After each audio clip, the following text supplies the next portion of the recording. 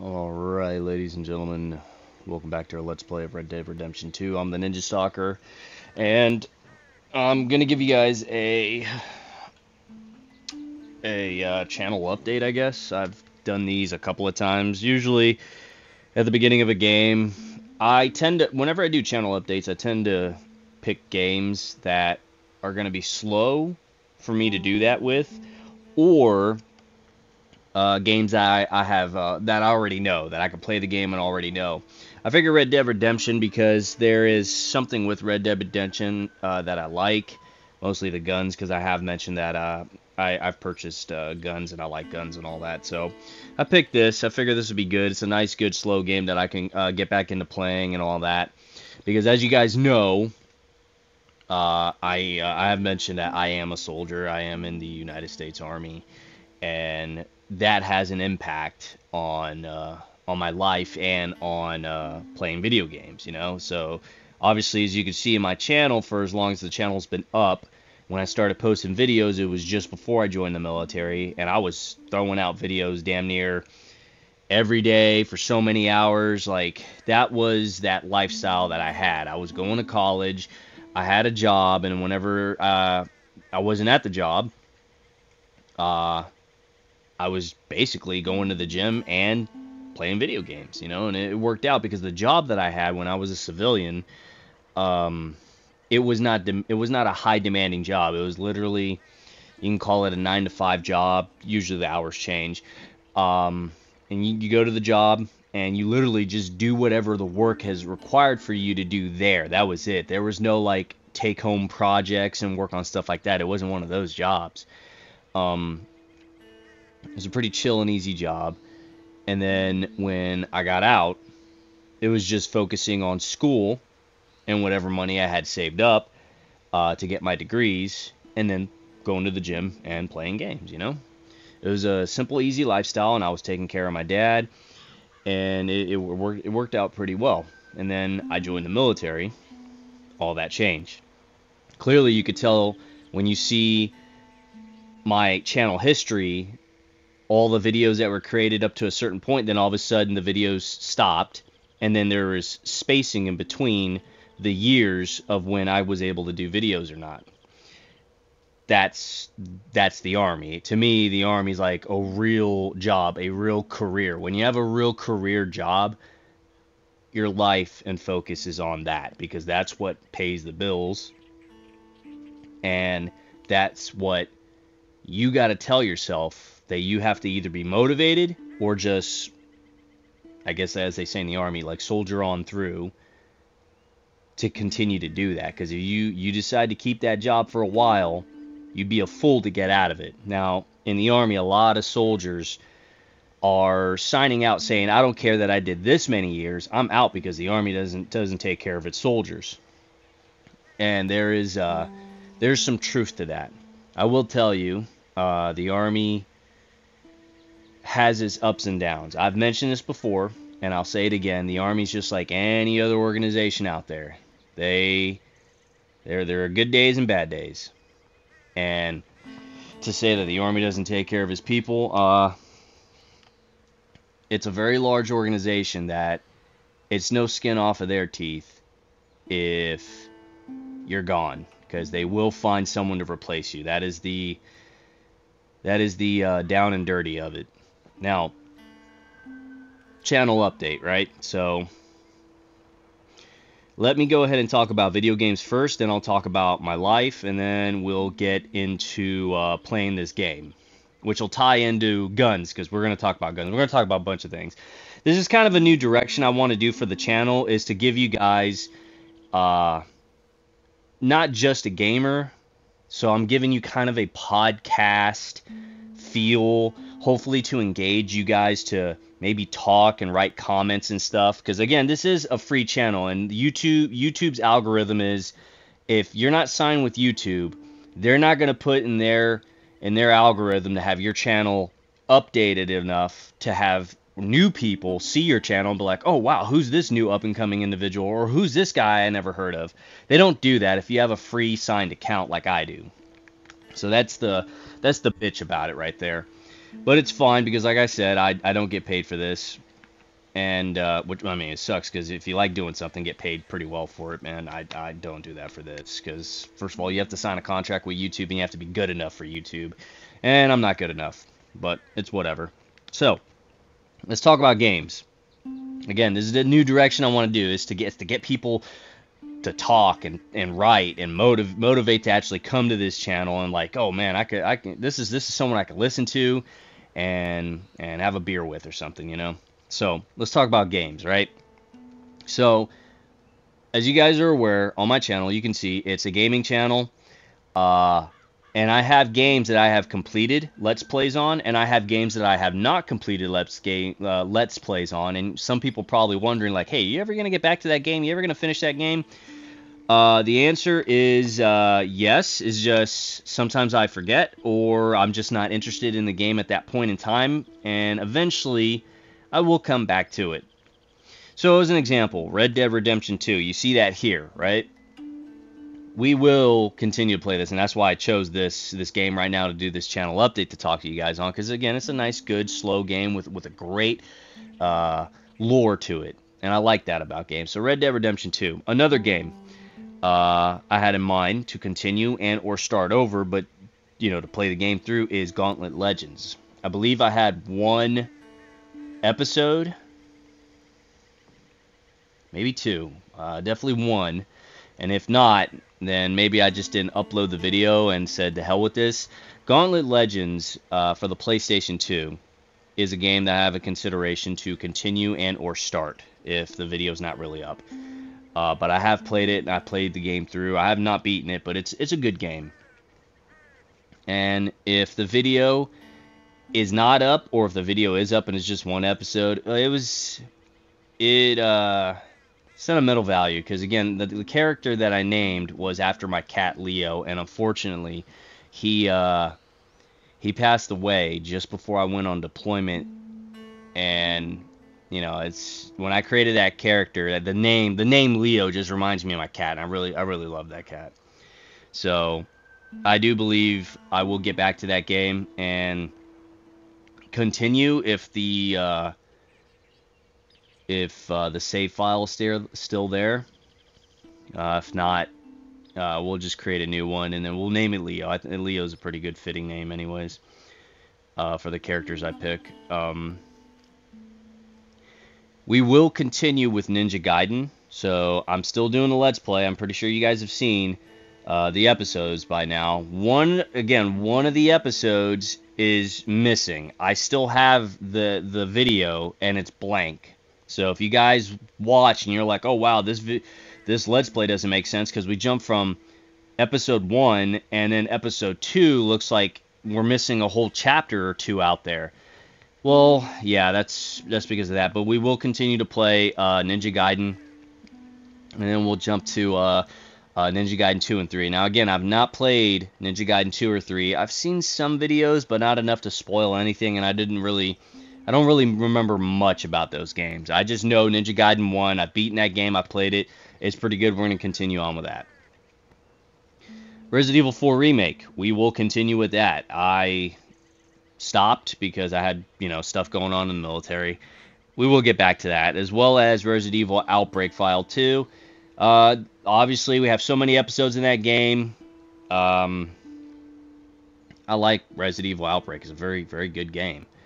I don't know what to tell you. It's just I jump back in. I try to beat the game on whatever difficulty so I can unlock the next difficulty and then get to infinite ammo mode, because the infinite ammo mode is a lot of fun. Another old game that we had on the channel was Medieval. I've not finished that game. I have episodes of it. Again, I've never played the game before, but I thought it was a pretty cool game. I might get back to that, might not. Again, that's one of those things. It kind of depends on what you people think, what you people want. Dead Space Remake. That's a possibility, because I have played Dead Space 1, and I very much enjoyed the game. I do like my survival horror games. I still have Dead Space 2, and I have Dead Space 3 that I have not yet played or touched. But there is that Dead Space remake that I have seen out there, and I was like, ooh, that might be interesting. So there's that. And then, of course, Fallout 3. I do like the Fallout series. I do like Fallout 3. But yeah, if I missed any games, mention it in a comment, and engage yourself and type it in there and be like, hey, what about this game? Or hey, what about this game or that game? We'll see. Again, the whole idea is to show you guys this. It's kind of a podcast, but not really. It's just a way for you guys to understand there is a reason, a method behind the idea of talking so much, because a lot of people are like, hey man, you spend so much time just talking and talking and talking, and we haven't gotten any gameplay. For you guys to understand, like, if that's the case, I mean, you could skip the video to the juicy parts. Maybe the style is meant for more for streaming, but again, this is a free channel. It's not very popular on YouTube, or it's not set in the algorithm for YouTube, because my channel is just not gonna blow up, and yeah, YouTube algorithm is not gonna throw me out there unless I sign with YouTube. But in order to sign with YouTube, well, you need views. It's that old adage that everyone knows. When you get out of high school, or if you get out of college and you got no work experience, and the place you want to work at needs you to have work experience, but it's like an entry level job, and you're like, how am I supposed to get work experience if you as an entry level job won't even fucking hire me? And they're like, well, I mean, everyone out here is competitive. You have a degree just like everyone else. And it's like, bro, but you're an entry level job. Like, there's no other place. Like, I'm not gonna go to McDonald's. Even though it's crazy, actually, now that I think about it, like today in like today's society, McDonald's is giving like over $10 an hour. It's like $14 to $20 an hour. You know how fucking crazy that is. When I first worked at McDonald's, after, I think, was it after high? No, it was during high school. Was it during or after high school? Whatever the case is, I worked at McDonald's. I think I might have mentioned this story in one of my other videos. One of my early videos, probably like one of the Morrowind Elder Scrolls 3 episodes. I used to work at McDonald's. I didn't work there for long. I really did not work there for long, like not long at all. I was getting like 5 something an hour, man. It was terrible. But nowadays they're paying a lot, man. It's crazy. So yeah, just engage with people and have them write and get into the mindset and all that. But I don't have. I mean, if I stream, I need people, and I can't really get people when I barely have anybody, anyways. But the people that I do have, I appreciate you guys still being a subscriber. I appreciate you guys watching videos. It's awesome. It's awesome to see that. But okay, so we did the update for video games, right? Now let's do the update for my life, right? So let's start first with guns, and then we'll jump to my life, personal life, and then we'll get to the game, all right? So let's talk about guns, because I love guns, and we're looking at Red Dead Redemption 2. Red Dead Redemption 2 has all kinds of guns in there, right? So check this out. And again, I mentioned that I mentioned on my other videos that I got guns. Let's talk about it again, right? So I still have my Springfield Armory 1911 chambered in 45 ACP, right? Great gun. Again, it's a 5-inch barrel or 5.5, whatever it is. It's that normal full size 1911 that you would expect chambered in 45. It's by Springfield Armory. It's the model Ronin, so it's got that two-tone color. It's got the blued slide, and the frame is in silver, or not silver, steel, and wood grips, right? It's pretty nice. I love it. I go to the range with it as often as I can, because again, 45 is not exactly cheap, but it's not too expensive. So I go as often as I can, because that is my everyday carry. Well, when I say everyday, let's put a quote around every, because I don't carry that around all the time. I mean, I can, and especially in the state of Kansas, I can, but really I don't, because I got my arms. I got these guns right here. And you can't see, but I'm flexing my arms, big fucking arms. Anyways, so there's that, right? Love that gun. I'm not gonna get rid of it. Then I have my Desert Eagle. Yes, I do have a Desert Eagle. It's confirmed. I've mentioned it before. I'll mention it again. I have a Desert Eagle, and it's all in black. I fucking love that it's in black. Um, and it's chambered because I have two.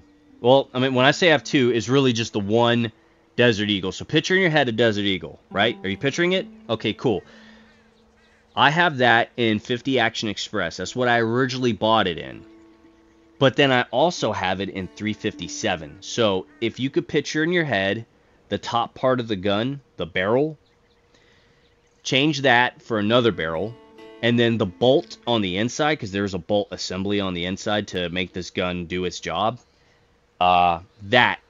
change that for a 357 bolt. That's how this gun works. This gun, you can interchange parts for other parts to make it something else. Originally, when the 357 came out, I believe the history of this gun is that it came out in 357 mag. Then, as the years went on, they started changing what they wanted for the gun. So then there was 50 Action Express, big fucking round, and it's a big blast, it's a big kickback. That's a badass fucking round, but it's expensive. I think it's like 60 to 80 bucks for a box of 20. That's fucking crazy. Now, I still have a box over there for this because I don't take it to the range to shoot 50 Action Express. I just don't do it. I did it first and I was like, no way am I going to do this forever. So what I did was I kept the 50 Action Express barrel, the bolt, the magazines, because that's also the other thing you need is the magazines. There's the specific magazines that work for that round. And then I have some rounds for it in case somebody wants to get stupid and try to get in my house, or if I just so happen to bring something with me at the range, someone's going to get a 50 Action Express to the chest. But what I primarily use it in is in 357. That's what I go to the range with. That's what I'm more than likely going to carry with, and a 357 is going to get the job done. It's going to get the job done. 357, you can find a box of 50 for about, well, it depends where you shop, but you can get about less than 40 bucks. Depends where you shop again. Depends where you shop, depends what brand and all that other shit. Now, there's the other thing. This Desert Eagles are notorious for jamming. I've mentioned that before, and I'm saying it again right now. They are notorious for jamming. I believe they jam more often in 50 Action Express than they do in any other chambering. Now, the other chambers you have for this gun is 50 Action Express, 44 Magnum, 357, and there was one other one. I don't remember what it is, but the gun itself is picky on what kind of brand, what kind of rounds it wants to shoot. I remember it jamming quite a bit with the 50 Action Express. So you have to find the right rounds that they would want. And I think even their own brand, the Desert Eagle brand of rounds would jam on it too. 357, there are some times that they'll jam. What do I use? What are those ones? I have Federal in 357 mag. There was Remington in 357 mag. And then there's this one. What the hell is this one? I think this one's pretty good. New Republic. New Republic is very, very good. 357. That one does it jams. You can still expect it to jam, just like any other gun out there. They'll jam, they'll do all that other stuff, but that one does not jam as much. Like, it's rare if it jams. And that's New Republic. I do believe I purchased ammo, the brand ammo, in 357. I don't remember, but I got more ammo coming in because I go to the range quite a bit. Oh yeah, Desert Eagle, real nice. I mentioned before I had an M1A rifle. I don't go to the range all that often with that rifle because it's a big fucking rifle. Well, I mean, not too big, but it's a decent sized rifle. And it's clearly meant for distance shooting. The range that I go to is like 25 yards. That's not distance. That's not distance at all. So I'm wasting rounds for the use of this rifle. But I can still go to the range and shoot it just to get the good feel and have fun with it. It's a real nice, beautiful rifle. Real nice, beautiful rifle. It's 308 or 7.62 by 5.1. I primarily shoot 7.62 by 5.1 because 308 rounds, when you go find those rounds and shoot them, they are expensive because the 308 round, quote unquote 308, is meant for hunting, while the 7.62 by 5.1 is more for match, or not really match. Match and target and shooting and practicing and all that. And of course the Army used 7.62 by 5.1 for the M60. So it's more of a, kind of a self-defense-ish round. I also have my Steyr AUG. That's in 223, and it's 223 5.56. I shoot 223 out of it. There's that one as well. And everyone's got to have a 5.56 out there, and I love this. I love this Steyr. I don't take it to the range all that often as well because again, 223 5.56. I really don't want to just throw money anywhere everywhere, especially when it comes to rounds. The guns are one thing, but rounds is another because it's you get the gun once, but the rounds you go through a lot. And I did some little upgrades for it. I gave it some they're not really, I gave it some iron sights, basically. They're Magpul iron sights. I gave it those because it definitely needed those, because it doesn't come with any. I still have the red optic that it came with, and then I also got it a scope, one of those adjustable scopes, so that was pretty cool. So there's that. And then I got 2 more guns. And that's why we're talking about Red Dead Redemption 2, because these 2 guns are reminiscent of the old Western times. I have a single action army Uberti 1873 Cattleman. This thing is beautiful. It's chambered in .45 long Colt. It is blued barrel with a blued cylinder and hardened steel for the frame, and then the grip is some I think it's redwood, hardwood, or something like that. I don't know, but it is beautiful. Single action army. That means you got to pull the hammer back, and then you can pull the trigger. It's the brand is Uberti. It's Italian. But this company from Italy is specific to making these old-fashioned weapons, and they do a damn good job. It is a replica of the Colt Single Action Army Peacemaker. It looks like one. It almost feels like one. The quality to me is there. For like, I think half the price. Now, you're probably saying, well then, why would you choose a Colt over the Uberti then? I believe it's the quality of the metal. The metal on the Ubertis are a bit softer. The metal itself is a bit softer than the Colt metals. But what you're paying for Colt is that extra hardening in the metal itself and the name brand. That's what you're paying for. It's a Colt. You look at it, you're like, okay, yep, that's a Colt, and that's what you're paying for, really. But the Uberti, I'm very satisfied with. I have to get better at shooting it, though. It's a different feel from the 1911 or any standard modern gun. It's a revolver, so I got to get used to holding that in my hand. I got to get used to aiming and shooting it. It just takes practice. I got to go to the range more often with it and shoot. Problem is, it's in .45 long Colt. Those aren't exactly cheap. I could find some online for like 40-ish bucks, maybe 30 something. But if you buy it anywhere else, like in person at stores, you can expect a box of 50 to be like, I don't know, $40 to $60. So it's one of those deals. But online, I have found some places that'll sell it for like cowboy action loads. Some cowboy action loads. They'll sell some for like 30 to 40, well, like upper 30s to 40 something bucks, which is fine.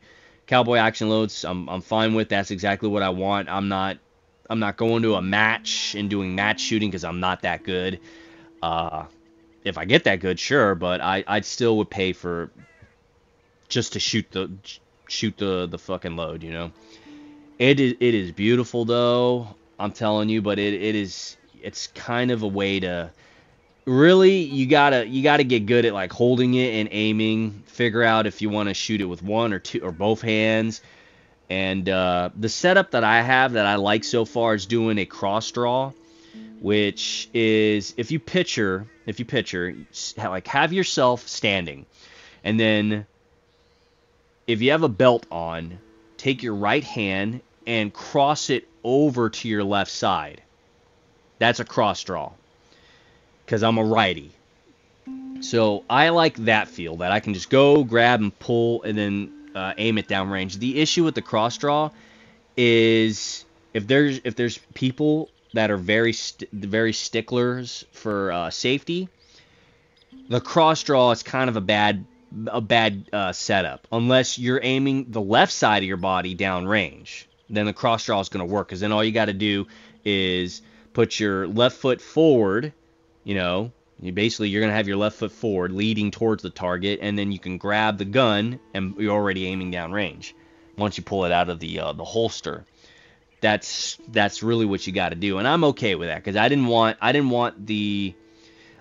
cattleman, or I didn't want my single action army to be on the right side like you would expect most people, most righties, to have their guns. I didn't want to do that because on my right side, I want to be comfortable with having my 1911. I didn't want another gun to take that spot, so I would cross draw the single action army.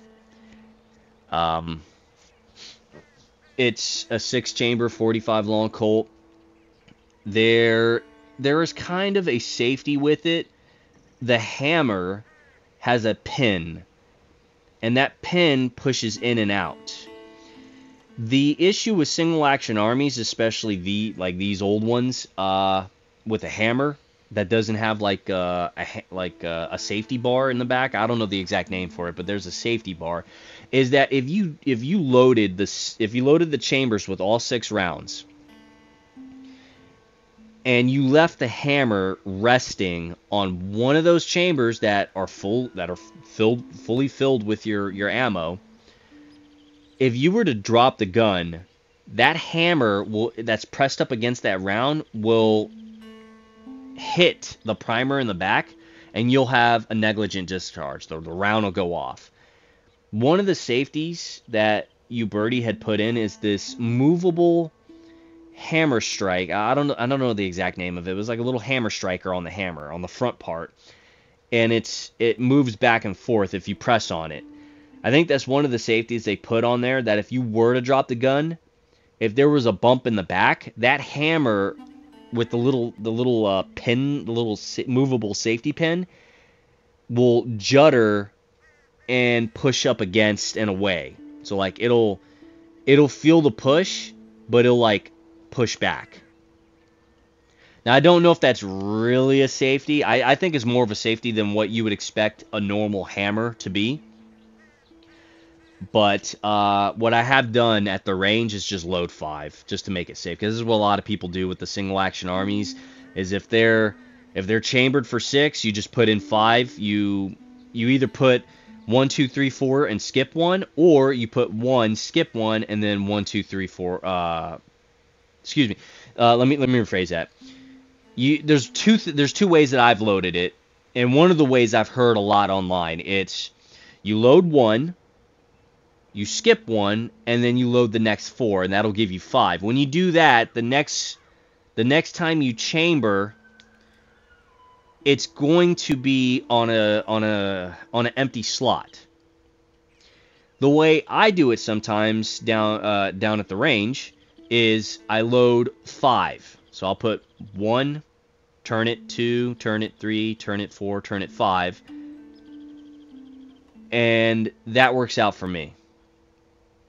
So there's two ways you could do it, but when you start changing the way you load up the rounds, you need to be cognizant of where that empty chamber is. So when you go to the range, you're either going to be on an empty one or on one.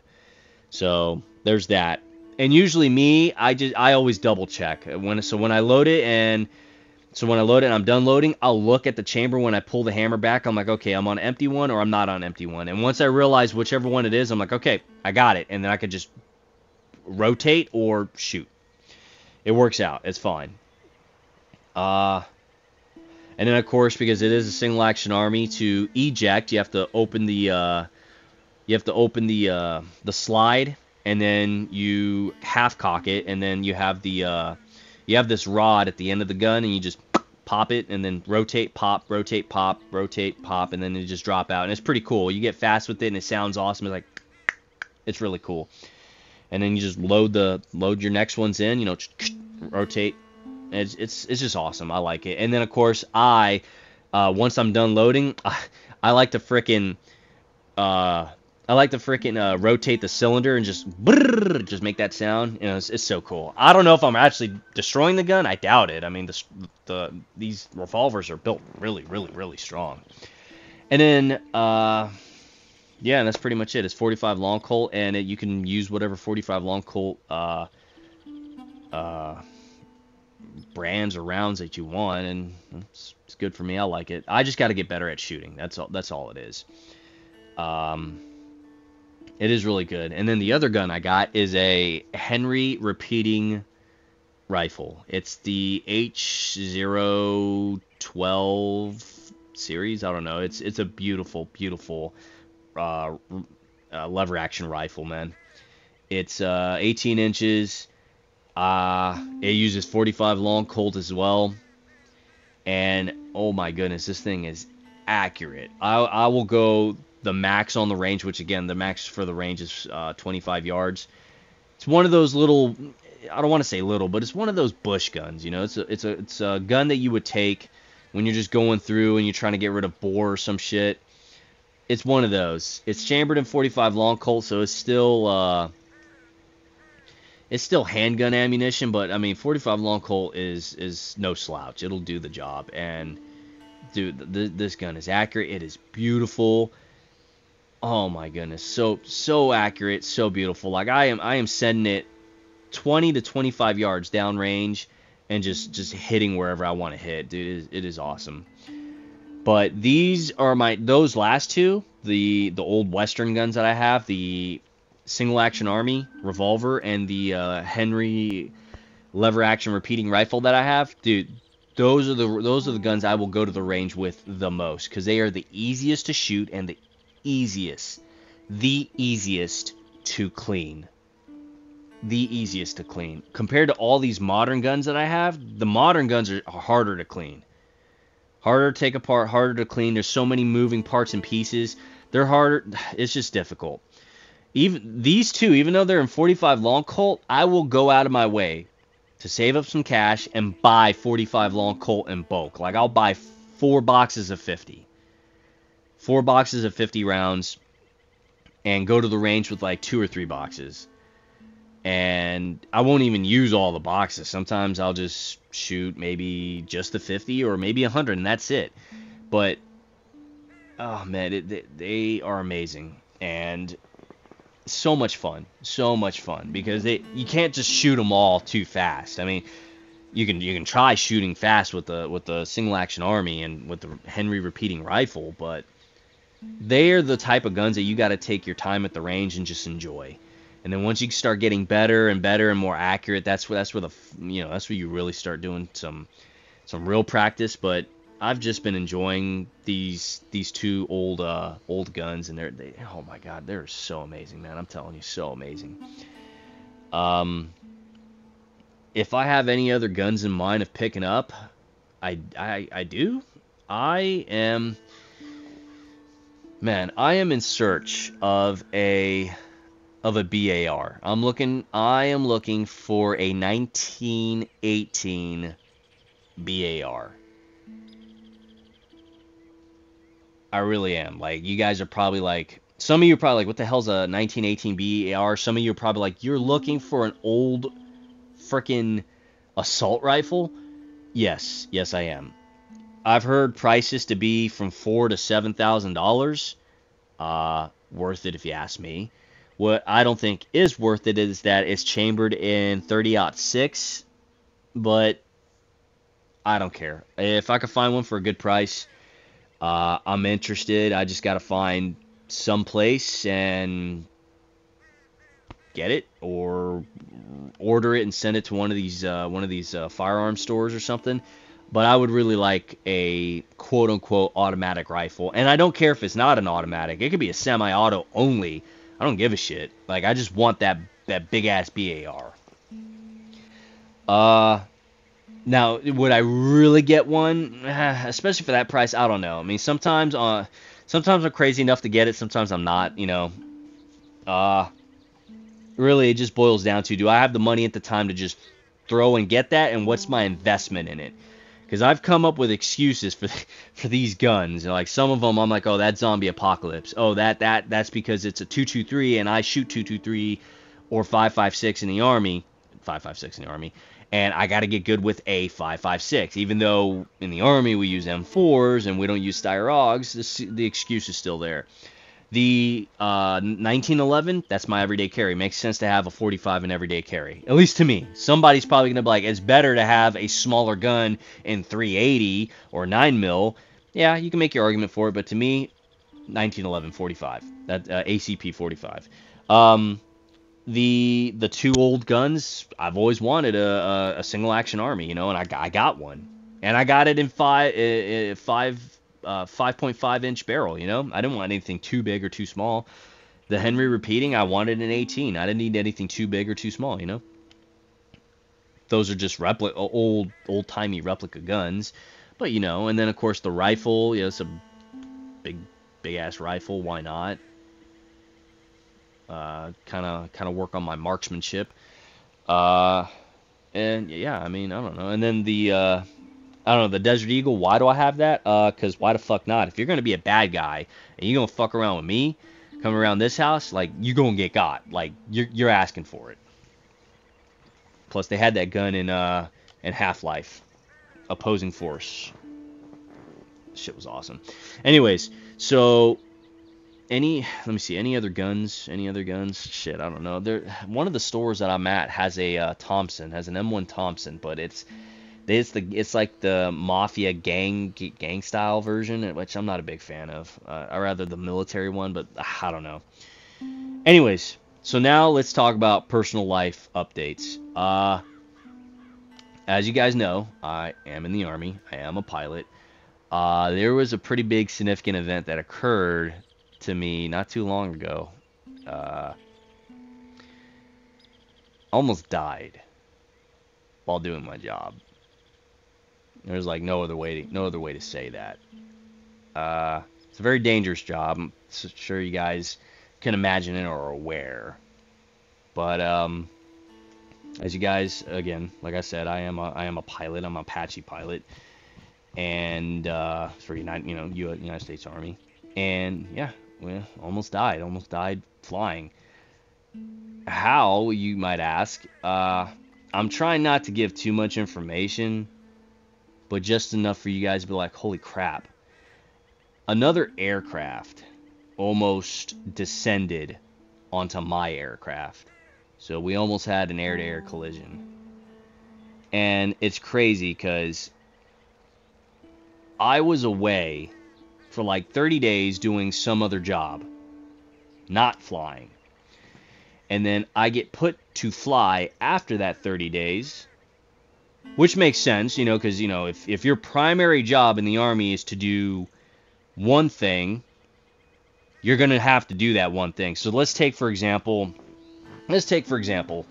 if your job is to be, let's say, infantry. Your job, 100%, you are infantry.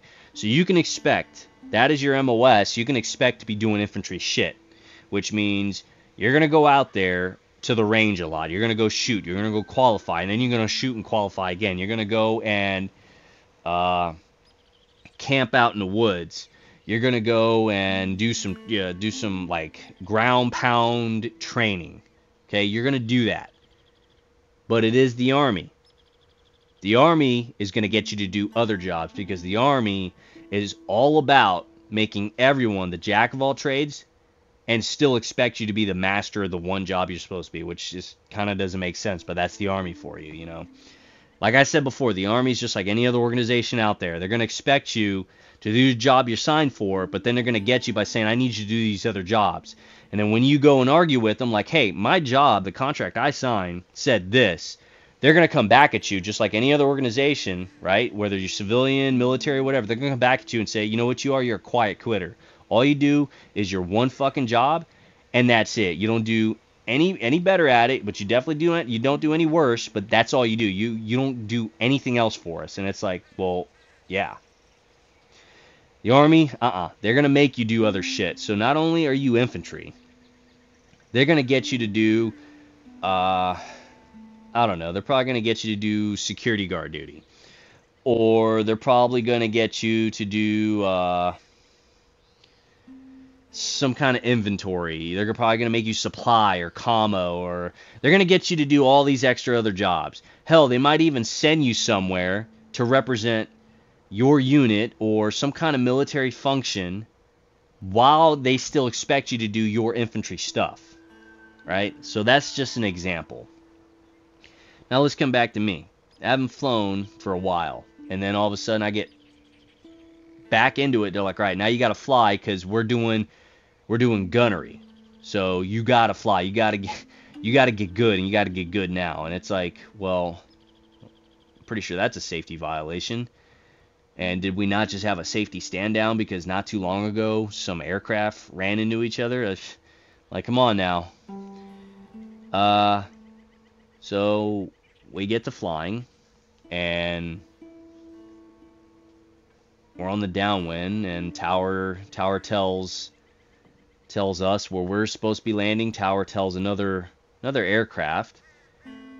We tell Tower, like, hey, we're right base to land at this at this runway. And they're like, all right, cool, you're clear to land at this location. Nowhere did Tower come back at us and say, hey, wait a minute, you're number 1 or you're number 2. Or to tell the other guy, hey, you're number 1 or you're number 2, just to clarify, because, you know, Tower is supposed to be ATC. They're the air controlling controller, right? And we're coming in. We're on final. Well, not final yet. We're right base, and I'm looking, and I see an aircraft, and I'm like, we got an aircraft at our 9 o'clock. You know, and it's getting closer. And my front seater was like, Roger, understand, we're cleared to land at this location. I'm like, nope, yep, you're right, we are clear to land. That is definitely what I heard. I'm gonna keep an eye on this guy. We turn final. You know, my front seater calls Tower like, hey, we're final for runway 4.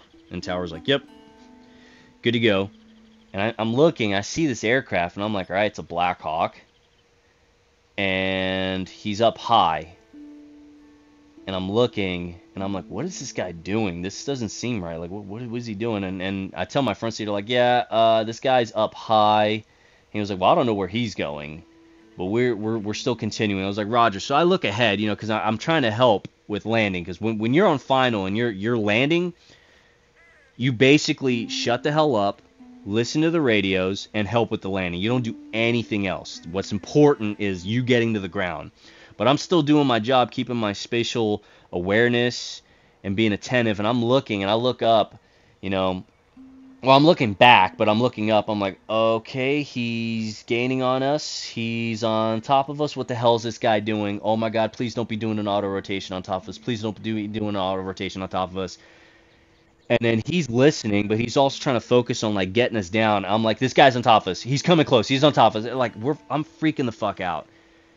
Let me tell you guys, that was the closest I have ever seen the bottom of a Black Hawk aircraft. I can tell you guys that the aircraft was a medevac aircraft because I vividly saw the Red Cross symbol once my front seater Like when he was hearing me, and he was like, "Oh shit, okay, Roger that." So he brakes left hard, and last second or minute or whatever, man, I see that red cross symbol. I was like, "Oh fuck." So we're freaking out. We're trying to keep our cool, and the Blackhawk over the radio is like, this is medevac so and so. Did we miss something?" And then frickin' Tower just comes on like, "Oh no, just the that Apache cut in front of you guys for your final." And we were like, "What the fuck? Are you serious right now? Like, you cleared us to land. Like, you guys saw us coming in right base. You didn't tell us to slow down. You didn't tell us that we were number 2. You didn't tell us to extend our downwind to be behind that Blackhawk. Look out for that Blackhawk. You were number 2 behind them. You didn't do that." So when we do our 360, we're calming down, we're thinking about the situation. I was like, it sounds like Tower was, I don't want to say amateur hour, but it sounds like Tower was training. Because to me, when I overheard the radio, because we have the event recorded, we have audio, we have video. To me, I was like, it sounds like they were training. Now, granted, after all was said and done, we landed on the runway, we chilled the hell out. We came back to the video and audio, the next day. We were thinking about it. We were like, okay, Tower did give the clearance for the Blackhawk to land here, which meant they would be ahead of us. However, when they gave us our clearance, they gave it to us again when we said we are right base, so they approved for us to be ahead of them. They approved for us to be ahead of them because if they were on top of their game, they would have said, "No, you guys are landing here. They are landing here. You need to be behind them. You need to be number 2 to them." They didn't do that. So they knew we were coming in right base, and up next would have been final. And from where the Blackhawks were, or that one Blackhawk rather, from where that Blackhawk was, he was a distance away. He was a distance away. So there was I don't want to say there was fault, but there was definitely fault from everyone, from us, from the Blackhawks, from Tower. Fault on us because we should have really been listening, really been listening to the radio and be like, okay, what's really happening? Apart from that, even though we got the clearance to land, which meant, Tower being ATC given the final clearance, like, all right, yeah, you guys are landing runway 4 at this location. We'll be on top of our shit and tell the Blackhawks, hey, you see the Apache in front of you? You're now number 2 because these guys are coming in. And they're closer to the runway than you are. Which makes sense, because then again, all you had to do if you were Tower, if you were the controlling agency, is tell us, hey, continue your downwind, do not turn right base, find that Blackhawk, and you're behind them. And we would have been like, totally, got it. They didn't. And all that really proves is when you're a pilot, or if you plan on being a pilot, not all the time is Tower, or quote-unquote ATC, going to be taking care of you. Not all the time is everyone out there going to be paying attention. Not all the time is everyone going to be on top of their shit. Because, the fault to be thrown at the Blackhawk guys, they were not paying attention. They literally was a distance away. They had all their lights on. They saw us with our lights on, and they still kept going like, hey, we're coming down no matter what. Like, they were not paying attention. If we did not move from final, they would have landed right on top of it. They would have descended right on top of us, and that'd be it. You guys wouldn't have any more videos from me because that would have been it for me.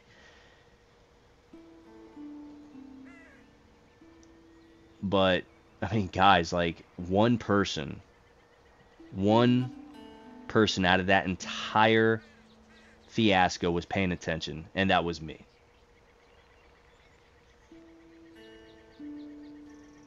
That was me. The Blackhawks, the Blackhawk crew, I think they were completely oblivious to what was happening. Tower, I think they were completely oblivious to what was happening. Life is fucking short, people. And me and my front seater, we were like, oh shit. You know, my front seater thanked me too. He was like, "Dude, you saved my life. You saved a lot of people's lives tonight."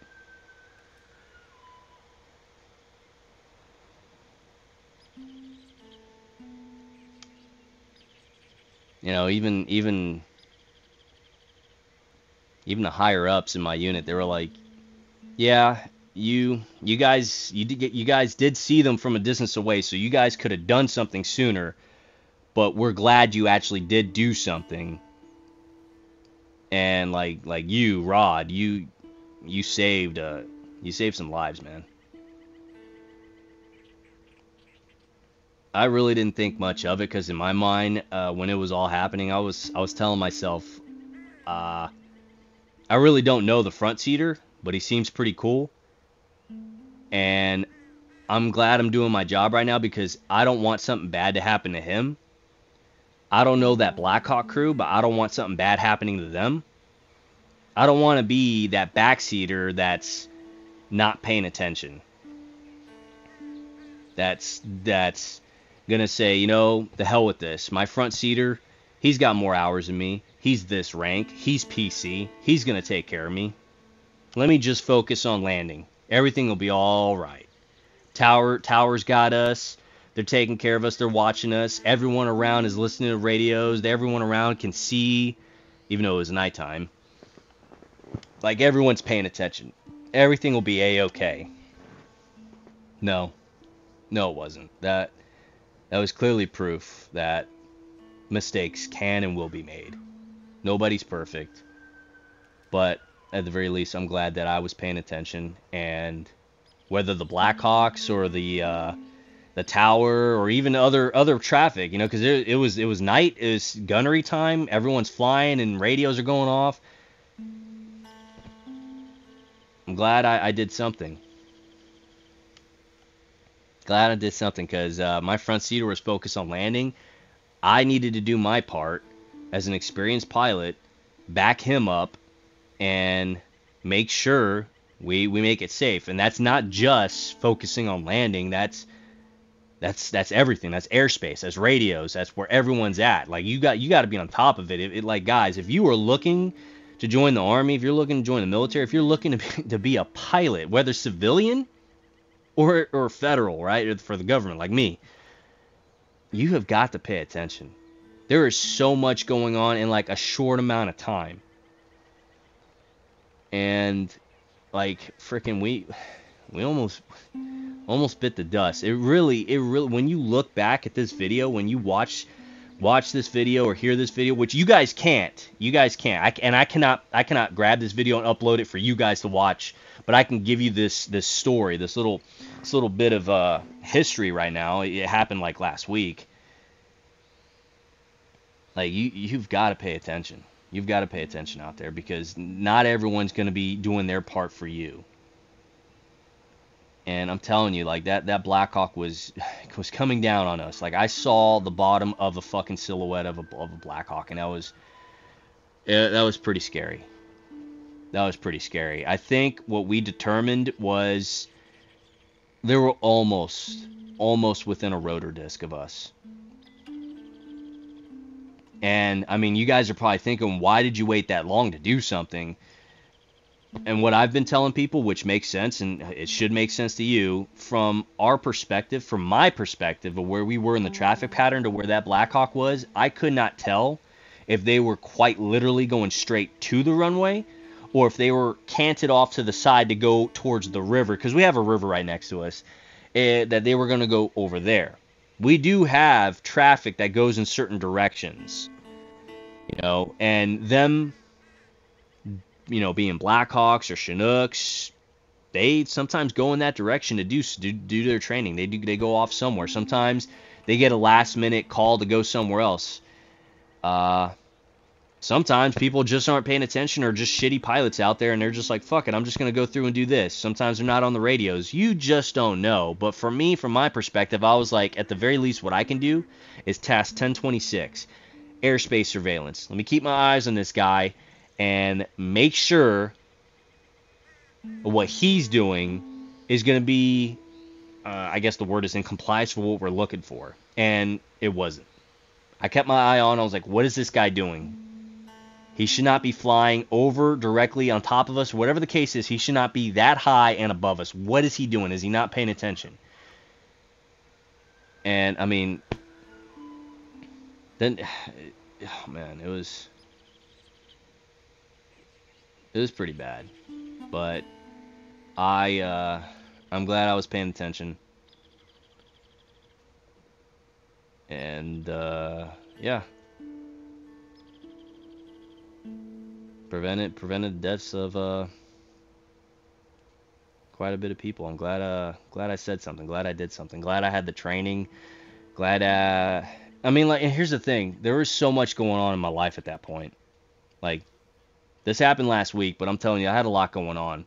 When I got sent to go do this other job for 30 days, and again, I'm being vague about the job because I'm trying not to give you too much information, just enough for you to tell yourself, like, what really is going on? Like, what was really going on in your head? I'll tell you. Check this out.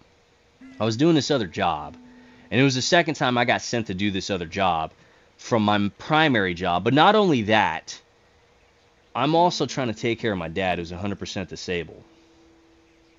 And I got sent away from him to go do this. So I wasn't too happy. I wasn't too thrilled. I was pretty bitter about the situation. And then while I was gone doing this job, not once, but for the second time, my dad gets hurt. He broke his he fell and broke his neck and foot.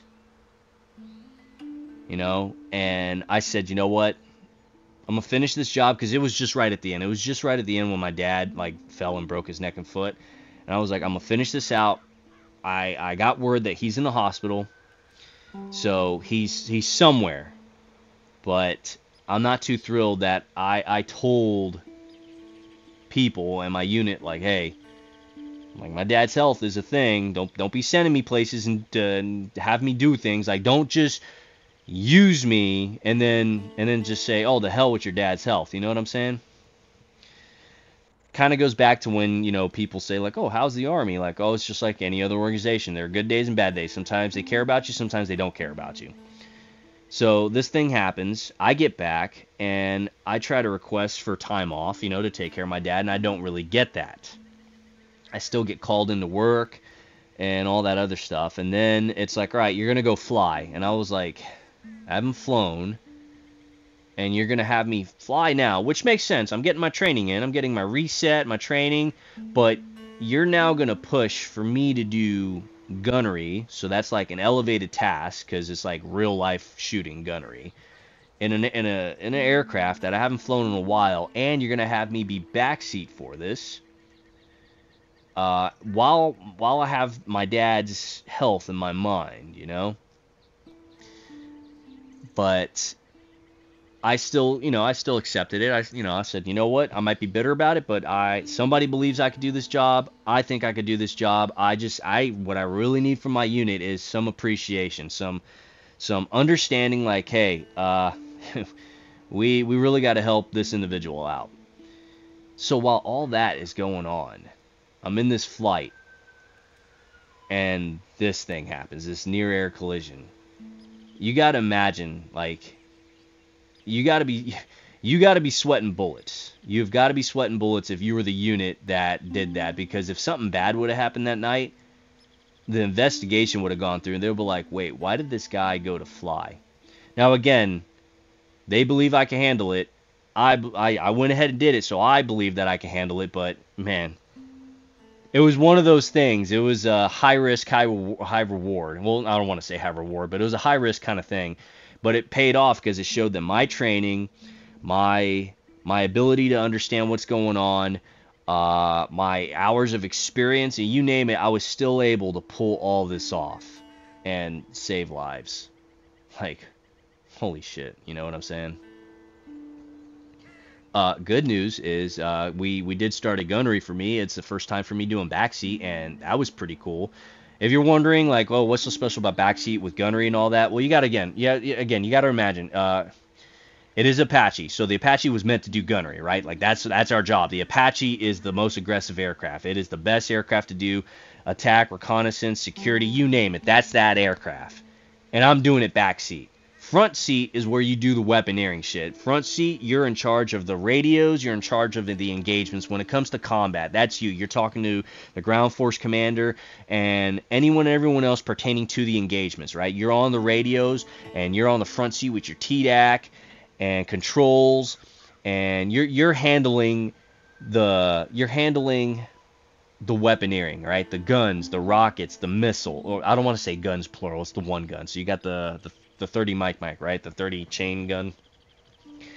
And then you got the rockets, which you can do co-op, match and shoot, or the missiles, right?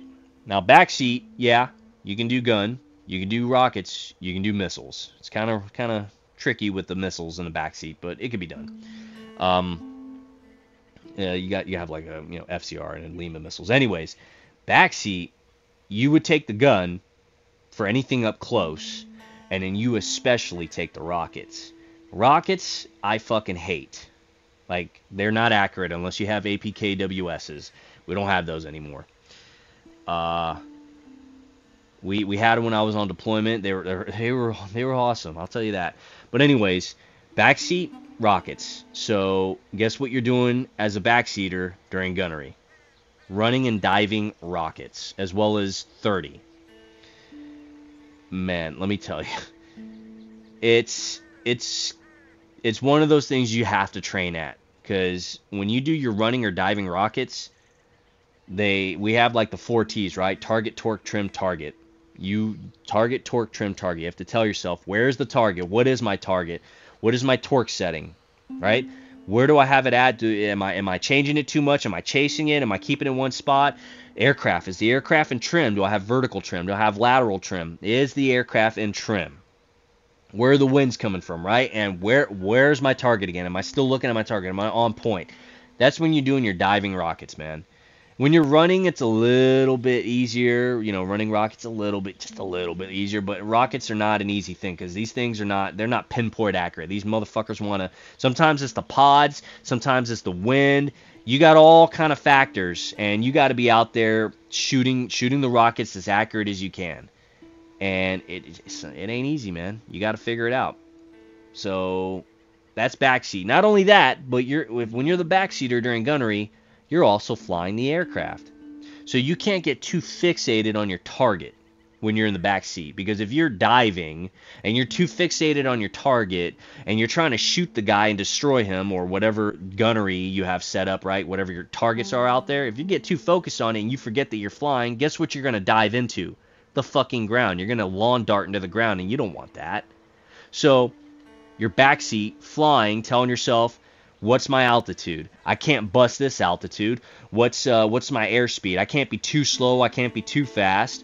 And then, of course, there's my 4 T's. And then, am I hearing something on a radio? Is someone telling me something? Is my front seater telling me something? You got so many things, but ultimately, you are flying the aircraft. Never, ever, ever forget you're flying the aircraft. But then also you're doing gunnery, so you got to figure out what's good for my engagements. Am I within the range fan? What's the range fan for the range? Am I within that? There's so much. So when you go from front seat, because that's what generally everyone does in their career early on, you go from front seat, learning how to do the front seater stuff for your gunneries and engagements, and then they'll eventually push you to the back seat, where you're now flying the aircraft and doing other aspects of the aircraft from the back seat during your gunnery, because guess what's coming up next after that? You're getting pushed for PC, pilot in command. So that's my future path right here, is that I'm getting pushed for that, which is good. People are starting to I don't want to say people are starting to, but people are vouching for me, because they're like, hey, this guy, he's got hours of experience. He's got some skill here, and we need PCs, and he's got PC capabilities here. That's a good thing. That comes natural for a lot of people who start doing the job and doing the job well and have hours in. That's one of those things. So that's pretty cool. Yeah. And, well, I mean, yeah. I think the opposite is said for the UK, because the UK has Apaches as well, but I think they're the opposite. I think they have backseaters as your least experienced individual and your front seater as your most experienced individual. I think over there in the UK they figure they want their most experienced guys to handle the gunnery, the weaponeering, and their less experienced guys to handle the flying. Whereas over here in the US, it's the opposite. They want the most experienced individual to fly the aircraft and the least experienced to handle the weaponeering. Because flying is actually not as easy as you think. And when you're flying, you just got to get good at wiggling the sticks, understanding aerodynamics and where you are in life, where you are in space, and then, telling the front seater how and what to do. It's a good trade-off. I mean, really, whether you understand the way the UK does it or the way we do it, there's a reason. There's a rhyme and reason for it. So, after all that being said, I don't know how long we took. Sorry for being that long, going on long-winded and all that, talking about all that stuff. Let's get into the cave. Oh, man.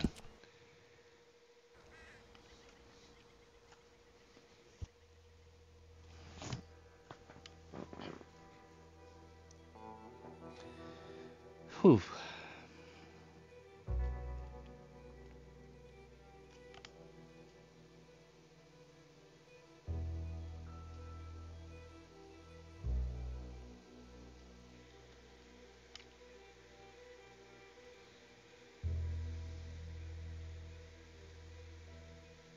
I could spend a while talking about some stuff.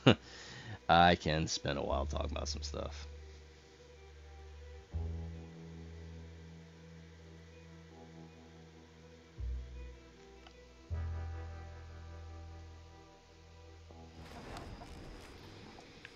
All right, here we are. And check out that cattleman right there. Look at that. Look at that gun. Look at that gun.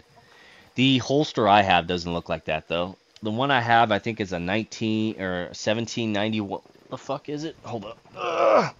What is this one? Because I have one for my 1911 right here. And my 1911 is a 1791 holster. Leather holster. This one, yeah, it's the same brand. 1791 leather holster. But this one fits like snug. Snug for my single action army. Oh man.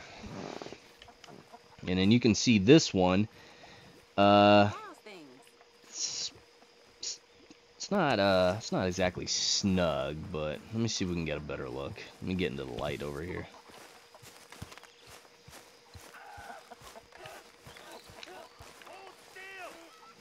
Said he's short a little meat for the pie. Stop it!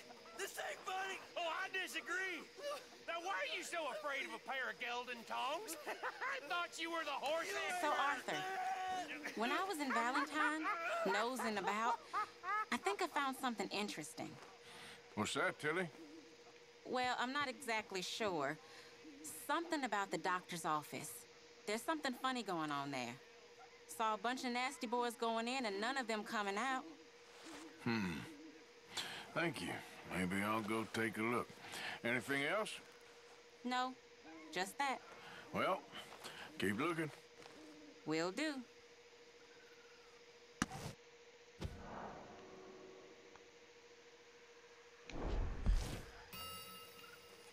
Well, I should get back to it. Sure, Arthur. Alrighty, let's see. Yeah, so take a look. Yeah, you can kind of see. Oh, damn it.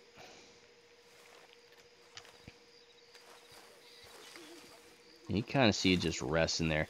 Now they do have. I have seen holsters for the Cattleman revolver, or at least Colt Peacemaker type revolver weapons that have that Bowie knife holster as well. But you can see this one doesn't. You can see that this revolver sits on top. I mean, you can see like the trigger guard hanging out in the open. Mine is not like that. Mine's actually like it fits all the way in there. So it's not exactly ideal for quick draw, but I don't need it to be for that, really.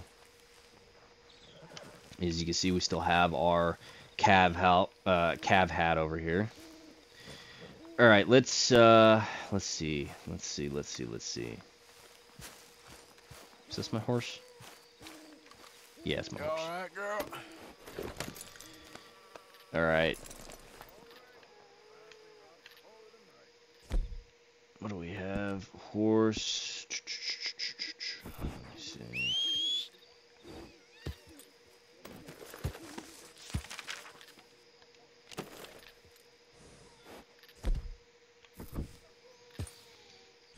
See our map real quick.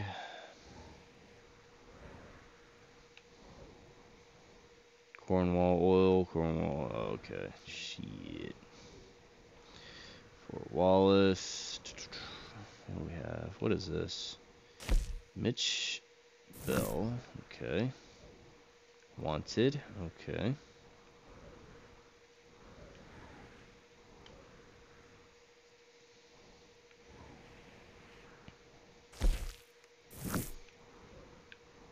What's this? Valentine. Let's go into Valentine. I want to see if I can upgrade my carrying capacity for items and weapons and stuff. Wait, hold up. Was it Valentine I wanted to go to, or was it, No, yeah, I guess it is Valentine. Okay.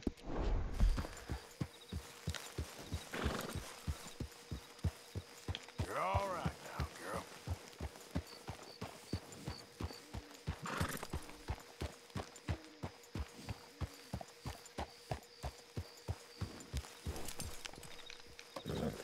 Damn it, I keep hitting the wrong damn button.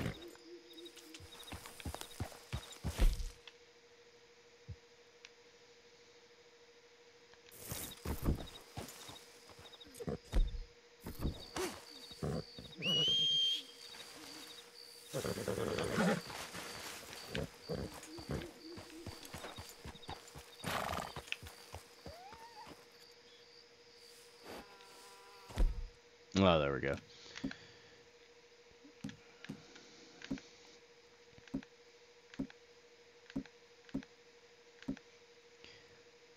Long R, carbine, repeater.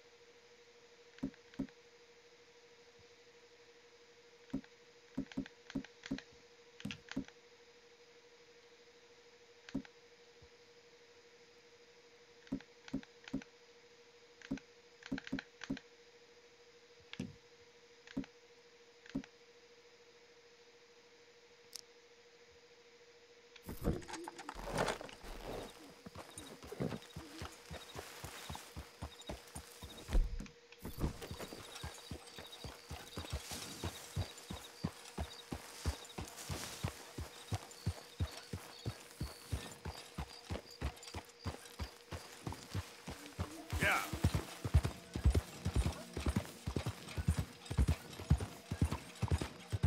Yeah, that's my girl.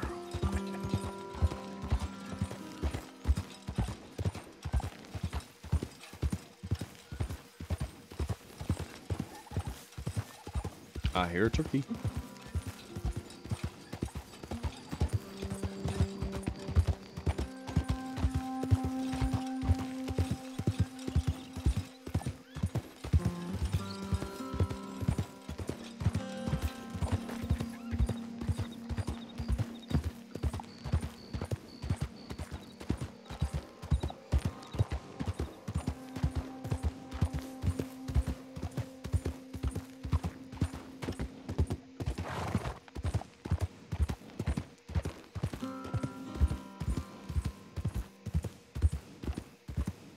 That was night. Hold up.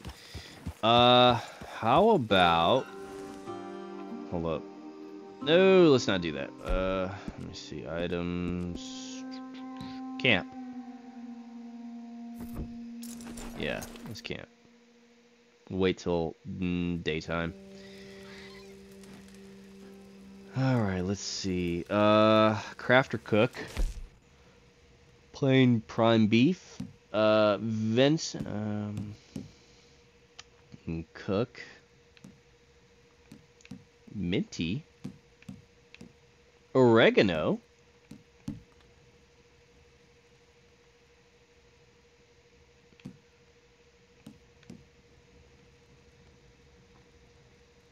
Yeah, let's do that.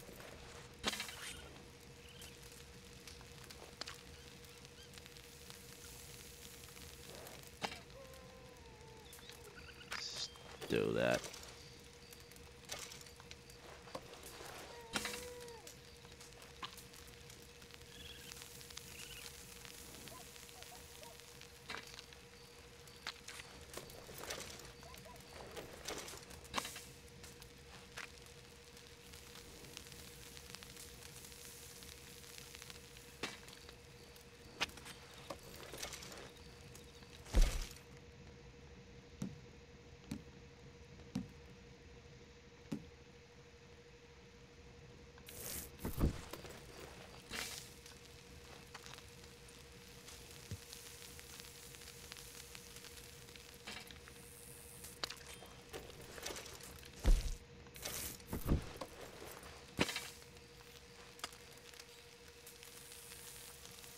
A minty meal.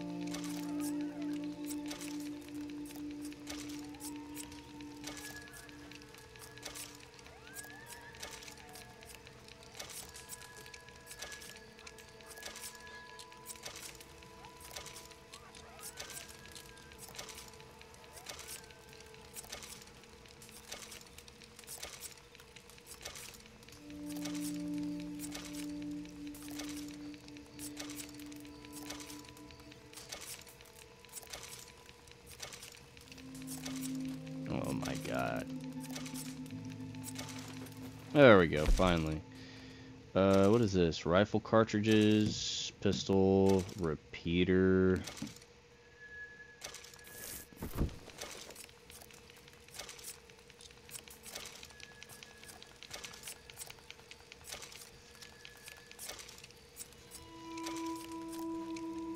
Oh, what do you know? I could just hold the button down.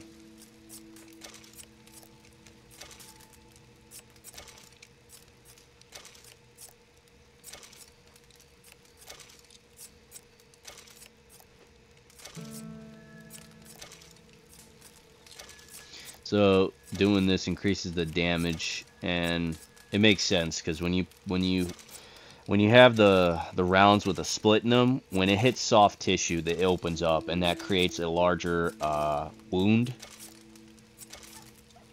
So that's why.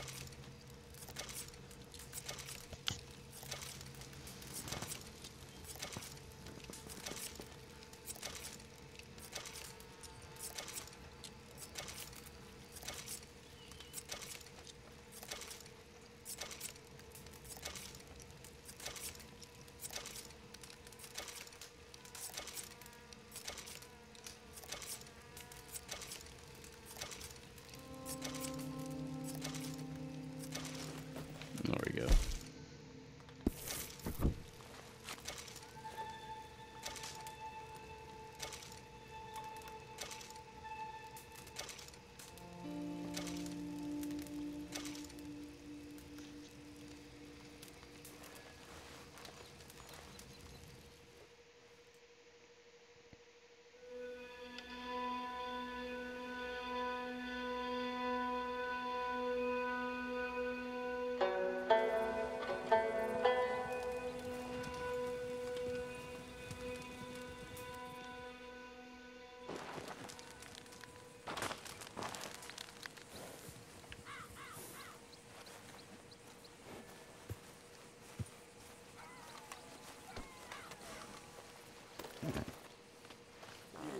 Just gonna shit right in front of me. You all right, girl?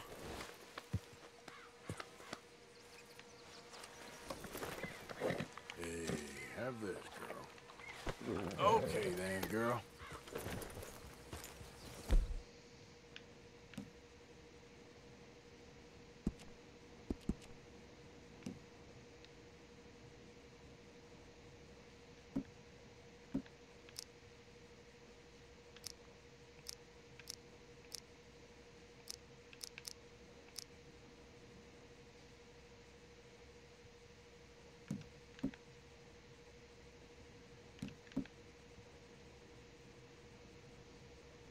I've gun oil.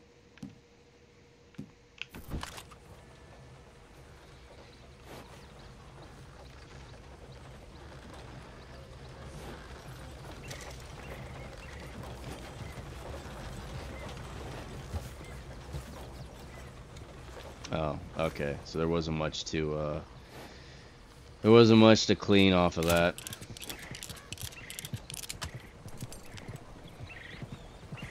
Okay, and then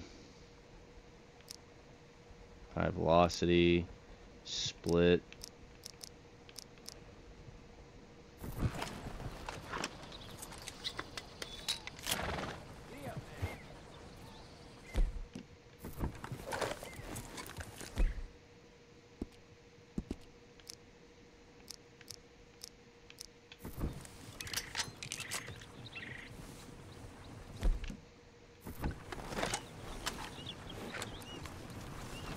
Wow, fine horse there. Yep.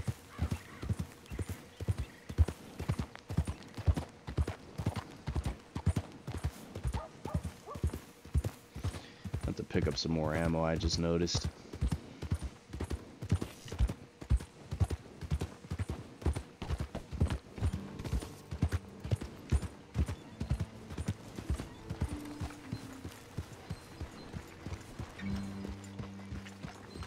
Do we have a problem here?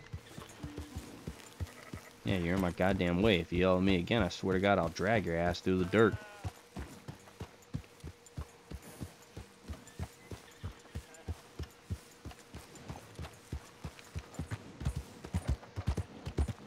Hello, mister.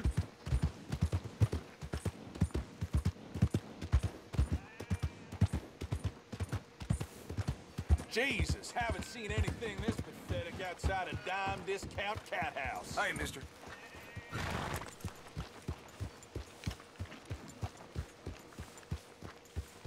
You got a... What I say goes in this town. You get me? You sure got a face for punching, traveler. You idiot. What's your game? Aside from smelling funny.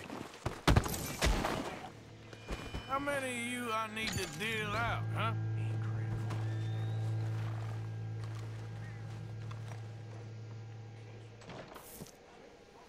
Oh, it's an O'Driscoll. I was like, the hell is up with this dude?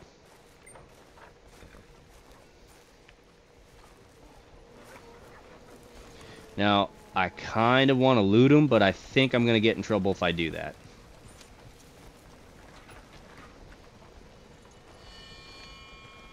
Hey, mister.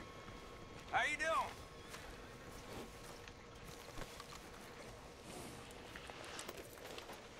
Let's get you looking good.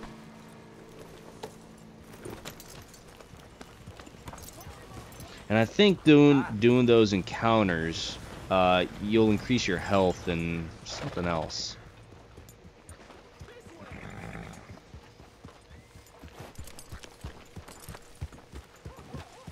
Beautiful day, ain't it? I sure was ready for some sky shining.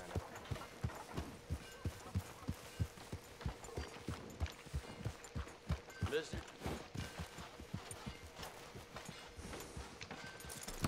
Oh, there's a question mark. I think that's the thing that Tilly was talking about.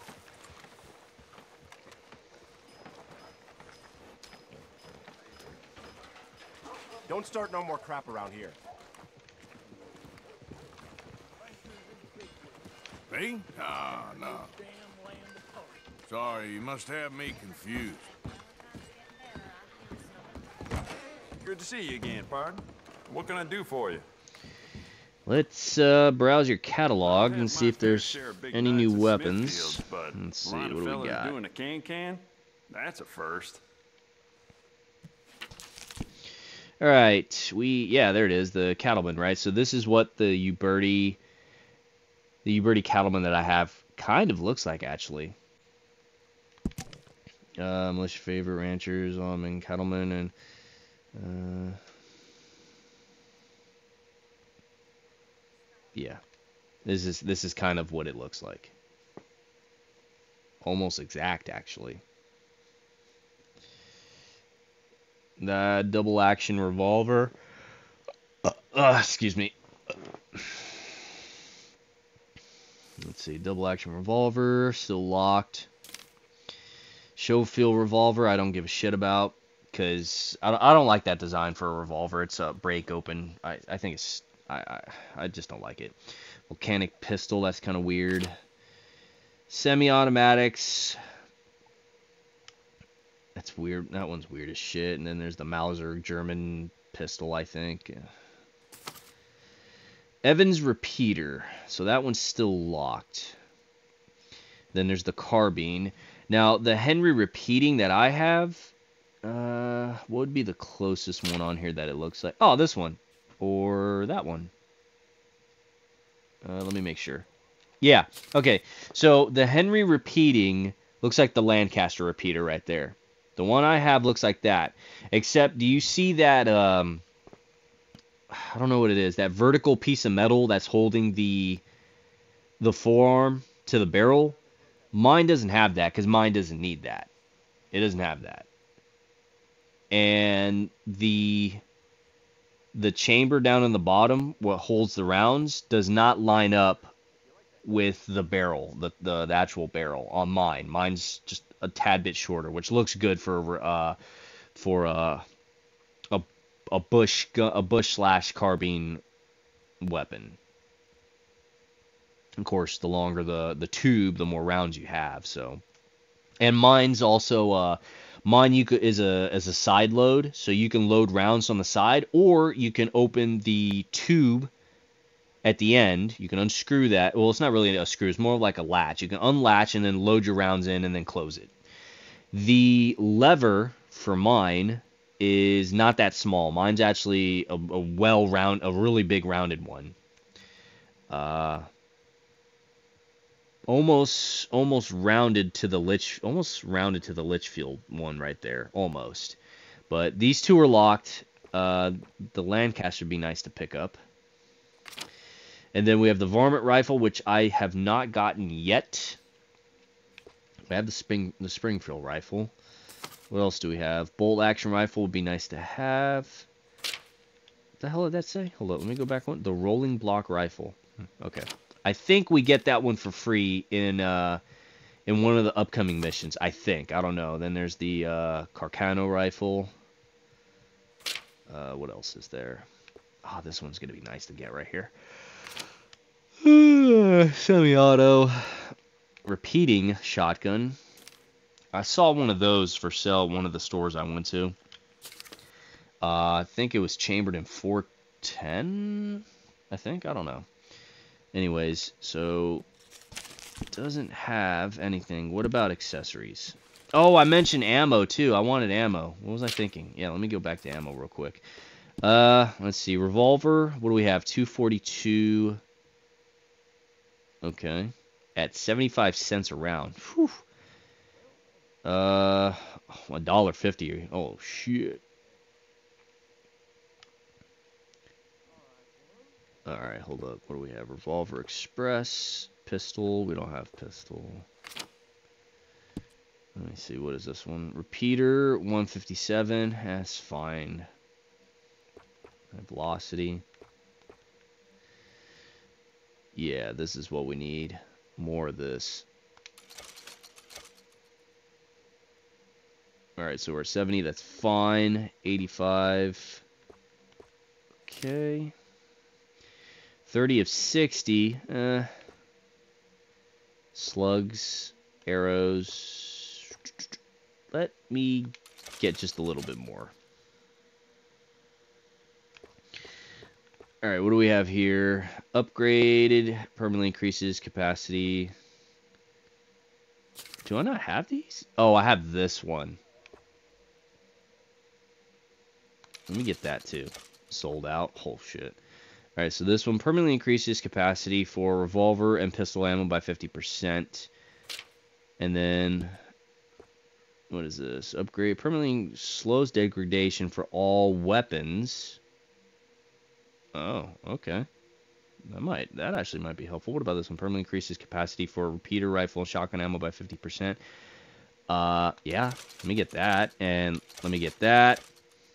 So now how much can I hold? 90. Alright. Let me go ahead and get some more ammo, please. Let me get a little bit more. How about that? Alright, it's looking good.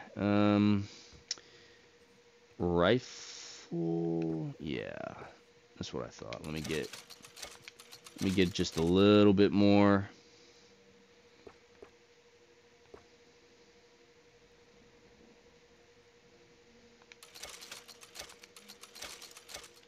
Go back.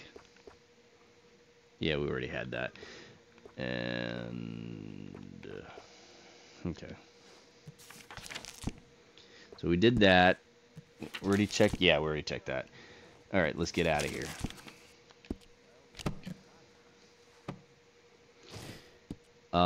But we did want to do something else. Customize. Right. This'll be here when you need it. Let's check out our cattleman.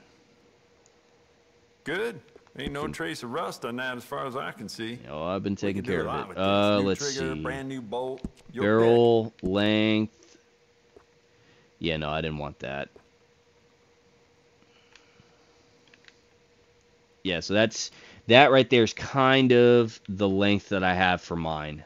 It's a 5.5 inch. And then that would be like the Cav.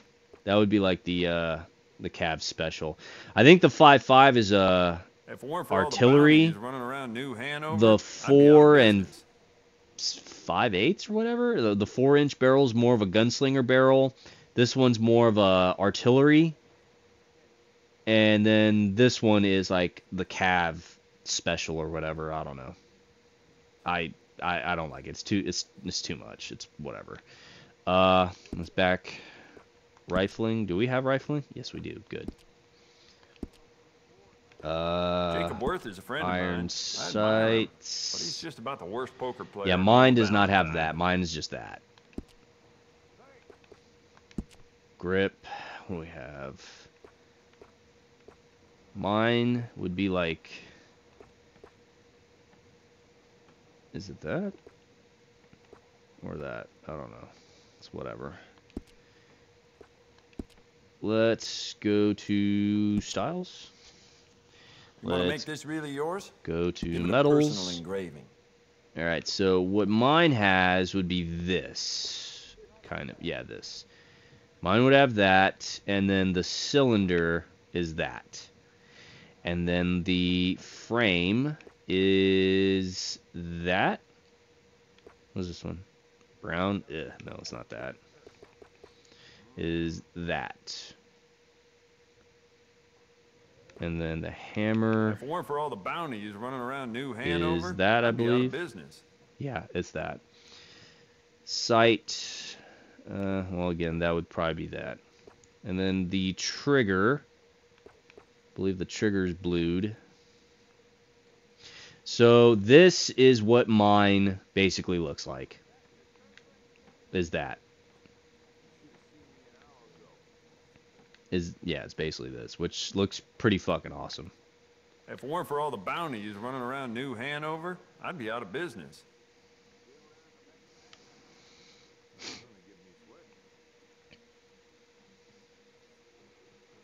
Now, is there something I would change on this? Let me see.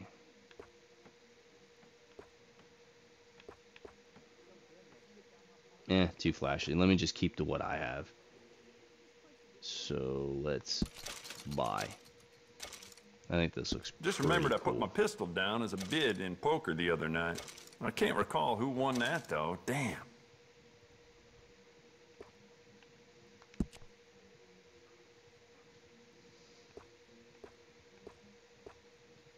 Oh, hell yeah. Let me hold on. Ugh.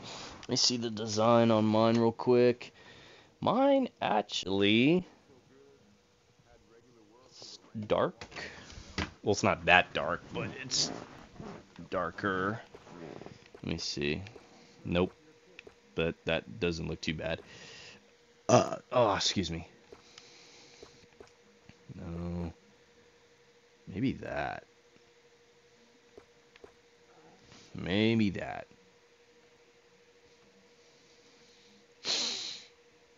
Mahogany? Maybe.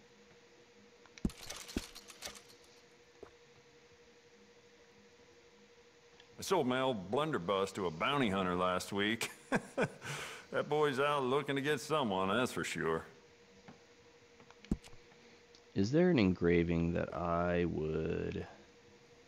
Oh, okay, so that's for... Okay. Well, mine does not have an engraving. But if I was to put an engraving... Victorian... Or... If that paper boy stays at that post next to my shop any longer, I don't know. I may lose it.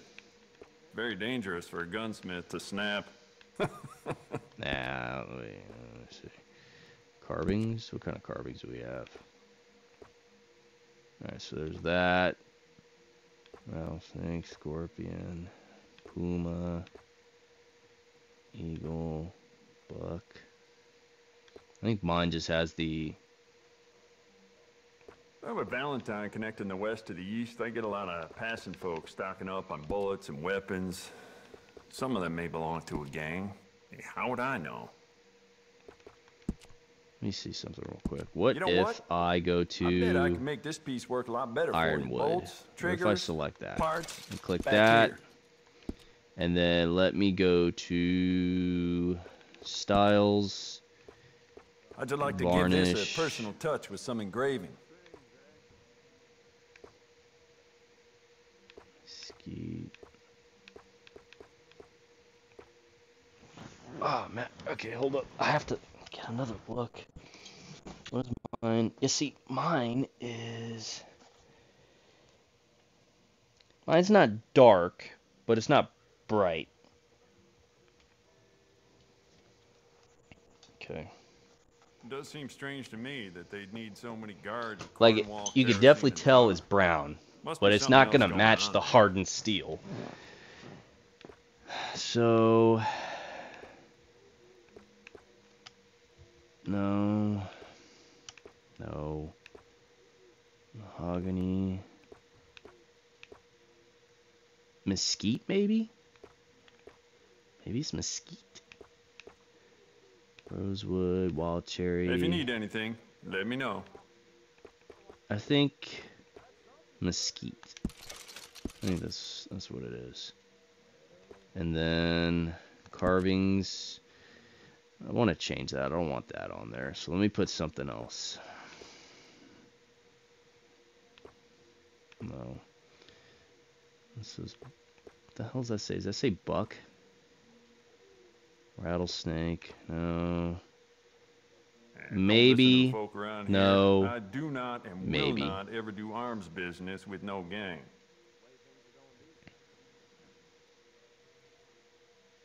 Hmm.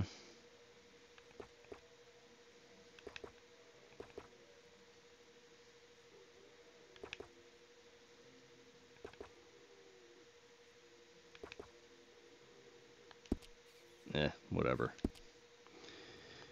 Alright, let's back out of that. Let's check out. It's beautiful condition. Keep it up. Maybe not. Springfield. What do we have for Springfield? You keep treating that like your own child, rifling. all right? Good Yeah, we on already you. got that. Alright, yeah, we already messed with this.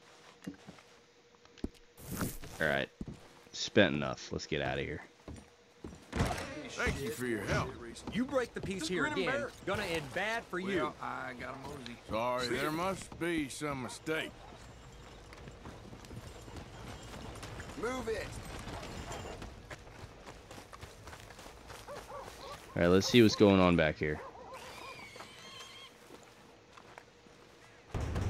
It's me. Come on, open up. Here. Now you go keep the people safe. You better all be there. Yeah. I'll be back to check on you tomorrow.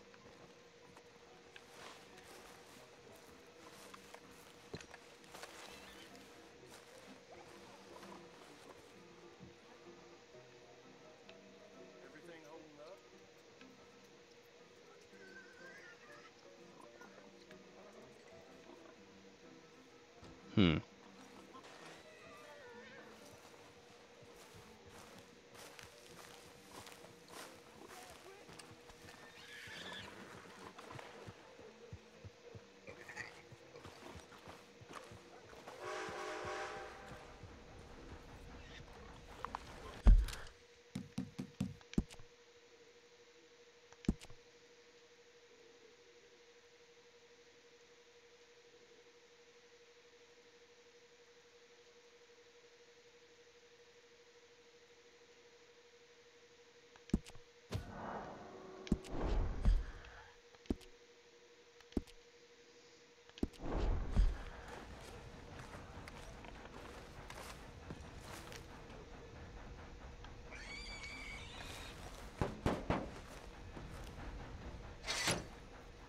What do you want? This is private. Get lost. Hmm.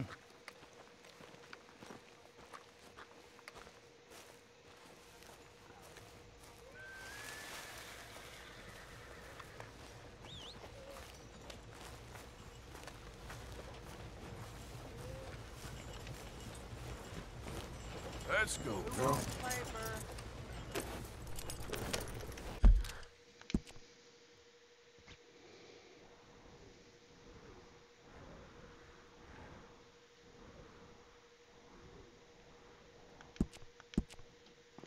Oh shit, hold up. Let me.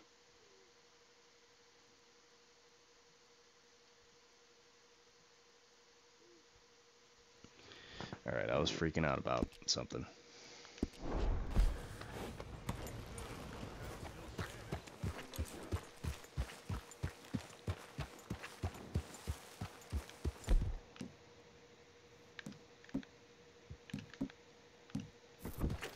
Hey, mister, over here.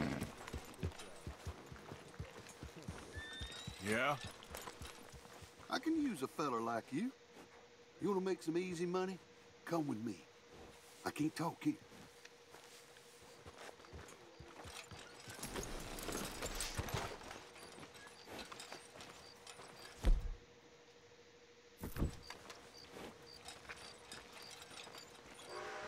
Go, get.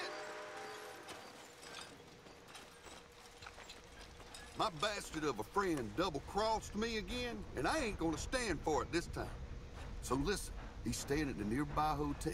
You rob him, we split the money. What do you say? Sure, why the hell not? Okay, he's at the saloon tying one on, so go ahead to 1B in the hotel and look for us easy money. Where's the money again? Seems I forgot. Hurry now, it's room 1B at the hotel. Then I got drunk and went horn, and finally I woke up penniless. Uh-huh.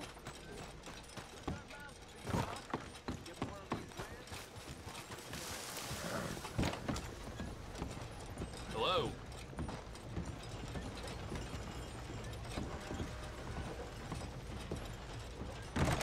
Oh. You're back. No need to fret, ma'am. I'm just looking for a friend. Room 1B? End of the hall. I hear any trouble? Well, I better not.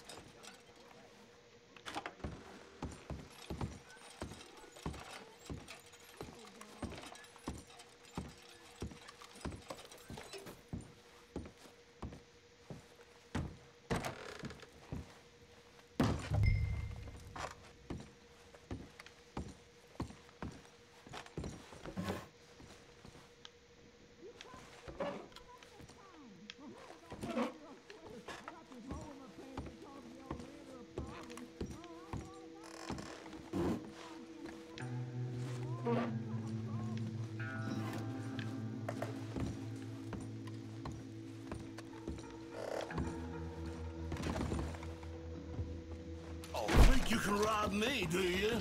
I'll split your skull.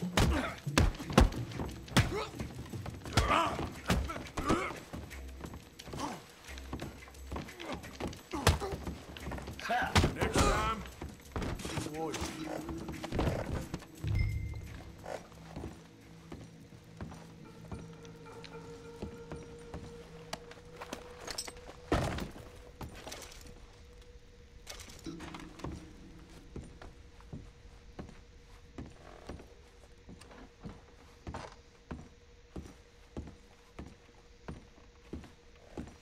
If you come back here causing more problems like this, I'll get Nothing the to worry sheriff. about. You hear Have me? a good night.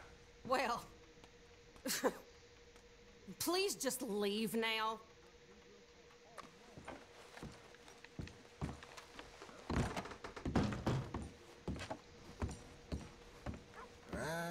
It's a hell of a thing.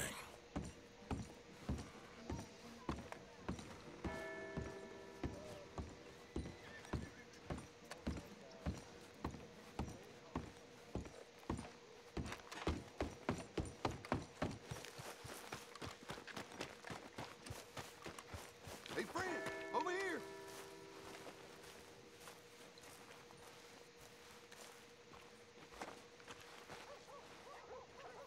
Out of my word. Yeah, serves him right. That money should have been mine anyway, rat bastard. You're right. Easy money. Hey, listen, if something else comes up, you let me know. So long.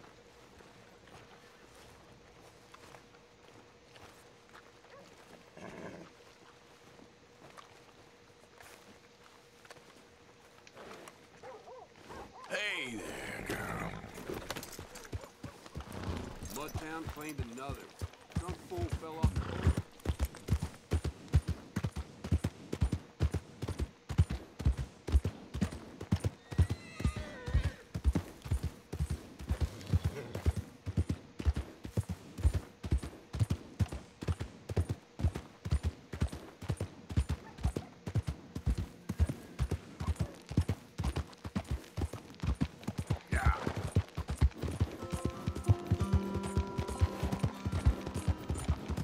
Dude, this horse gets dirty real fucking easily.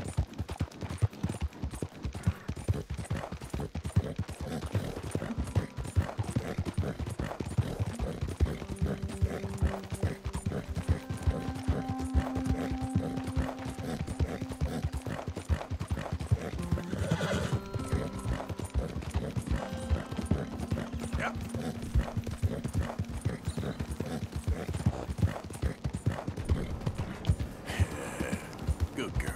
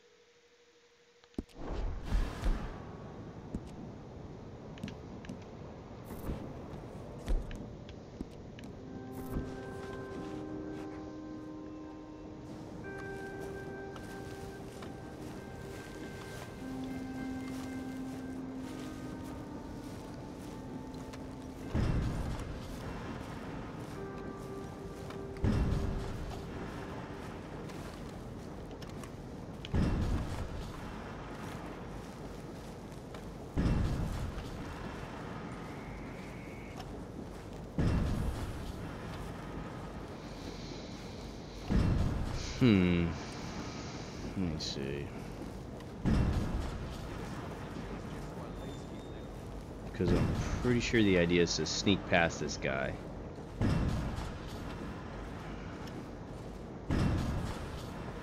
Oh boy.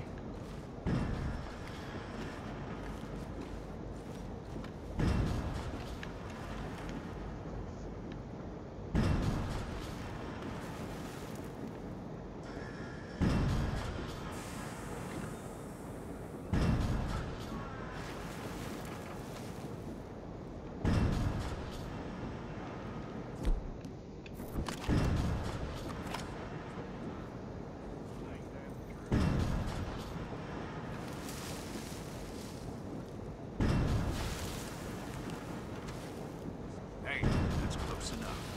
This is private. No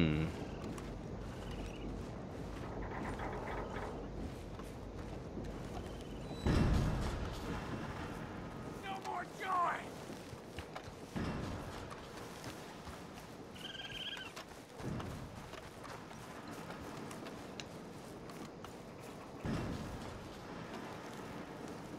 Once I start, I won't stop.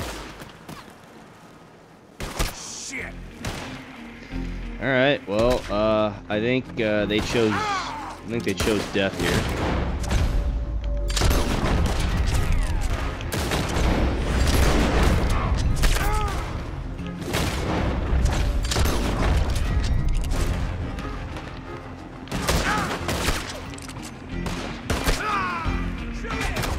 Oh my God. Yeah, let's try again.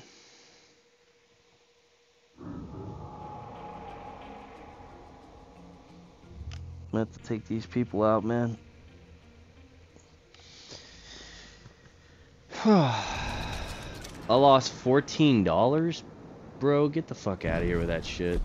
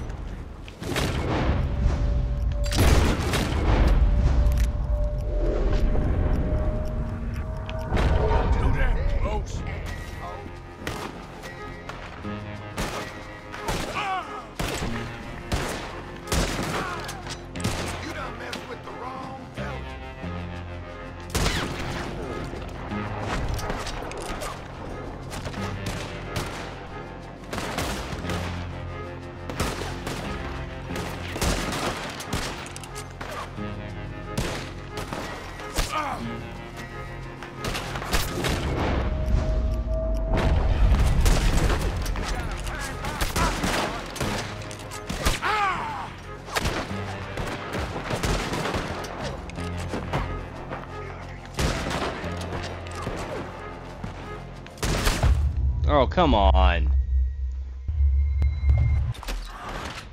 Dead.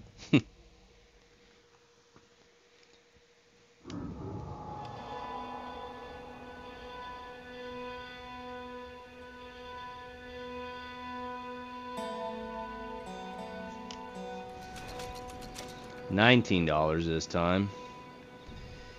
Losing way too much money. Now where am I on the fucking map? Alright, they pushed me out further away.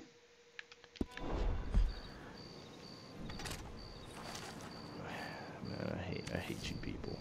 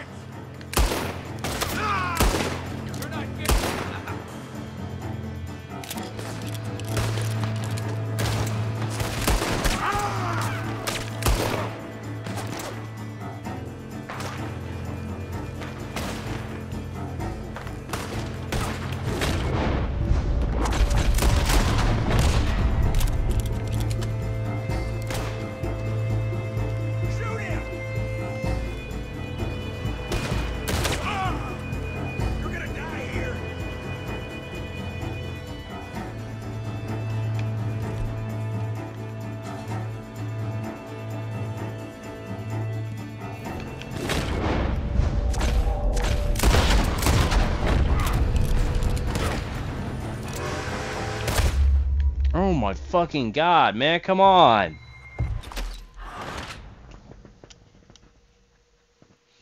I think they come back to life. The place doesn't stay down forever.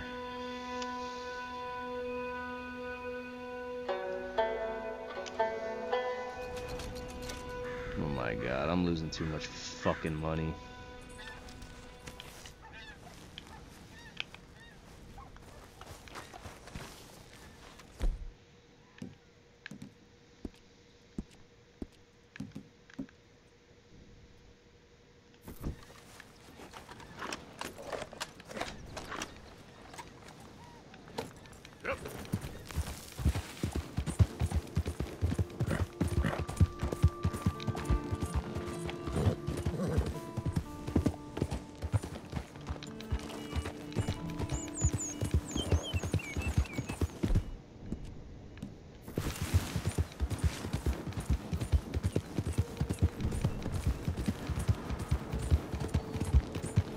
Yeah, like, where's all the bodies, man? I need the bodies.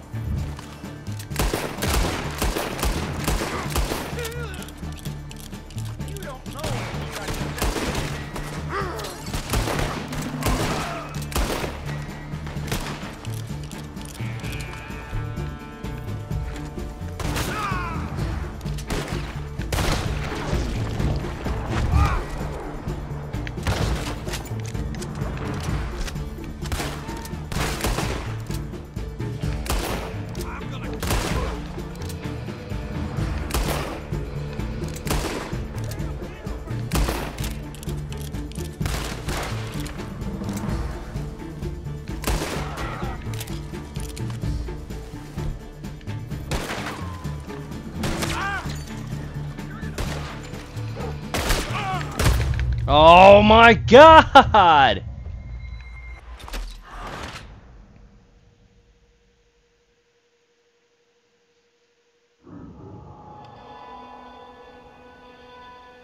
Bro, I'm dying way too much for this fucking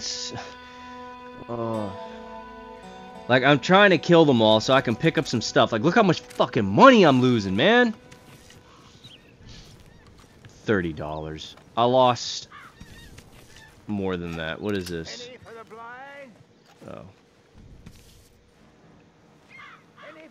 Hold up. Am I able to load back? Because this is really annoying the shit out of me. Autosave. Where's this autosave at?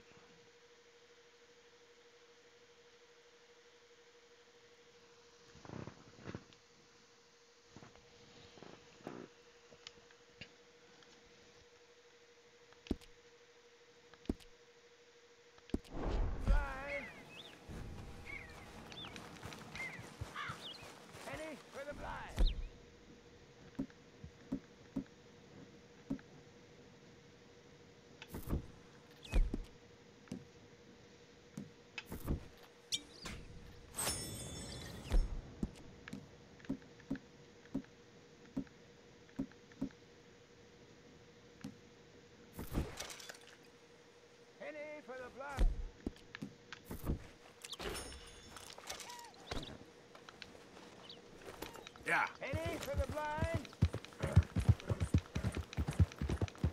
Hold on, am I still wanted? Bounty 30 bucks. Y'all can. Oh my god, you motherfucker! And the thing is, they spawn back. What a fucking. Oh my god, my poor horse too. Hold up. Stop that. Don't do that.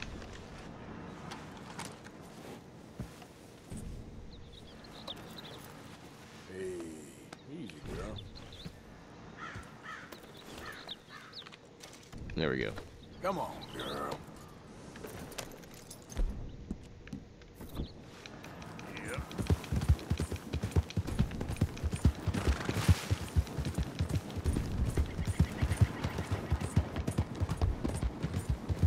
Yeah, you're damn man.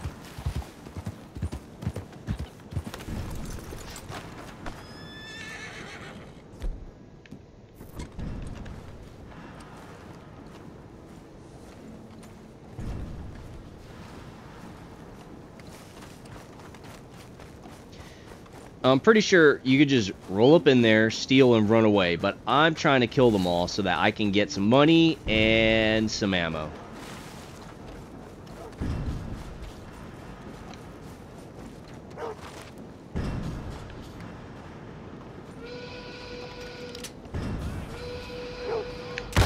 To hell with you. You good as dead, asshole. You're hanging out. Damn it. It's over for you.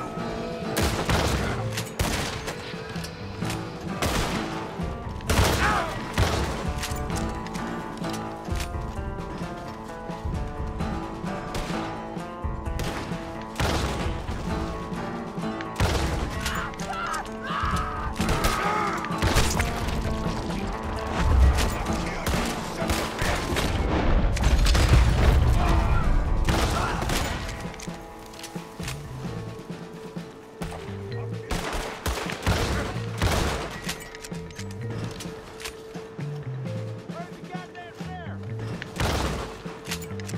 You're dead.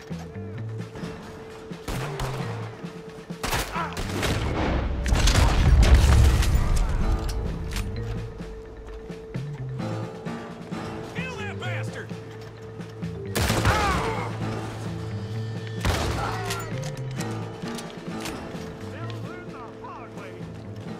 You want it?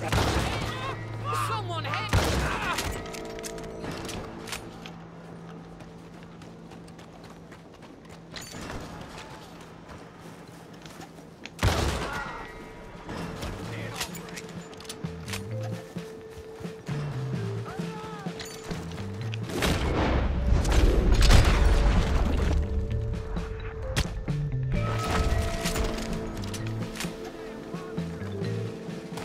Time's up.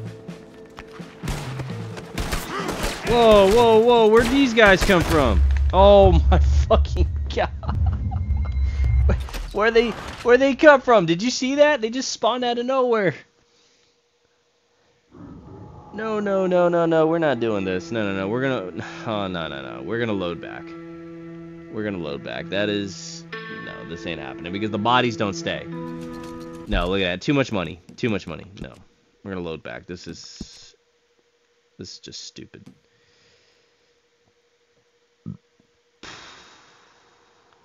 Yeah, no, we're loading.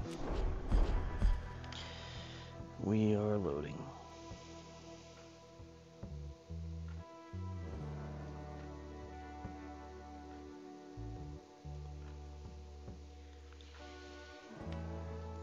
How did I do it last time? I think I literally just rolled up in there, snagged whatever it was I needed to steal, and then just drove off. I think that's what I did.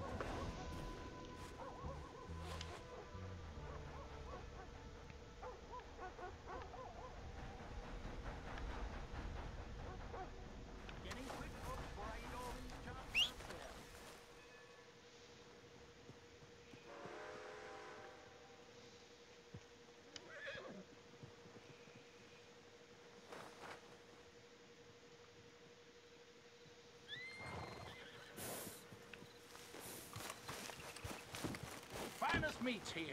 Nowhere else.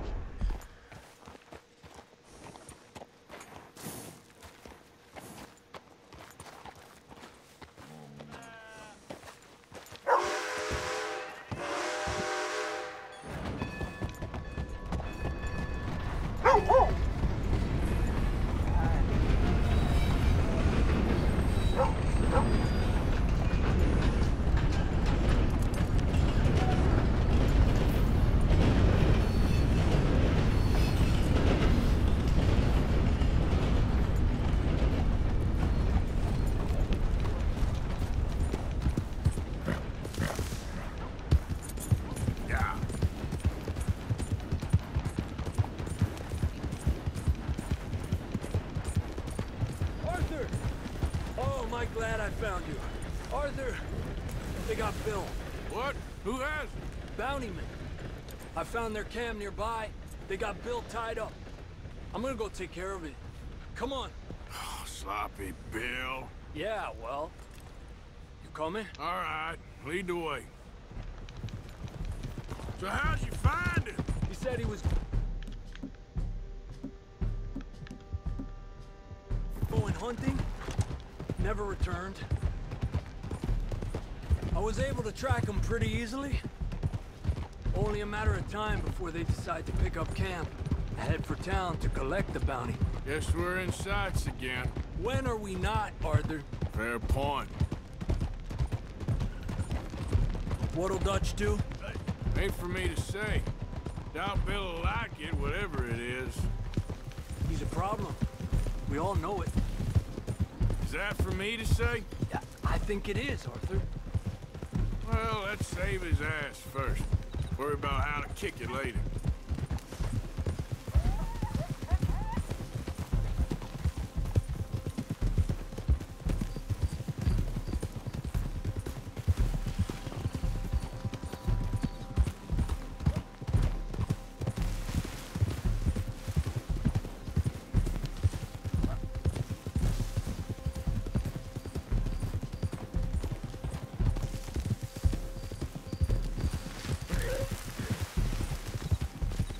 My horse is probably like, what the fuck are you doing riding me through these bushes and shit?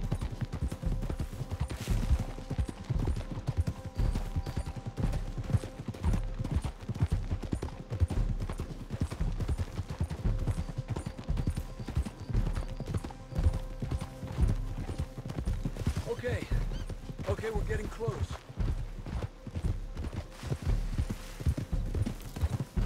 There they are, on foot from here.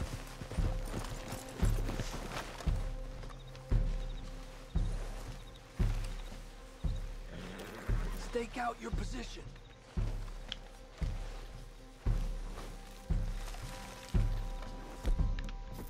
I'm ready when you are, Arthur. Hey, you idiots ever hear of Dutch's boys? You're gonna pay for this. You have no idea what hell is coming your way. We're shaking in our boots. Idiot.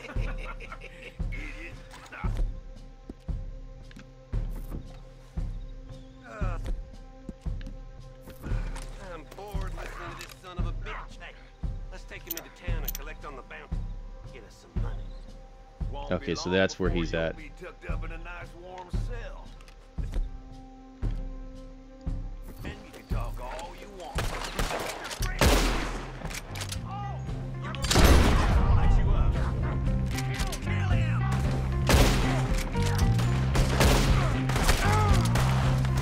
We're on mark, boys. Somebody shoot that thing. Have it your way. Slow.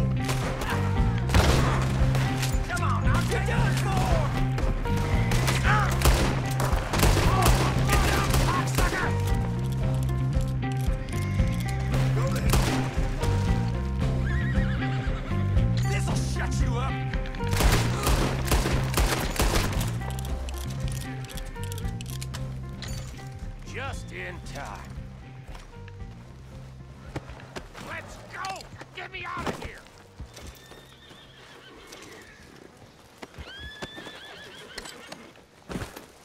Come on!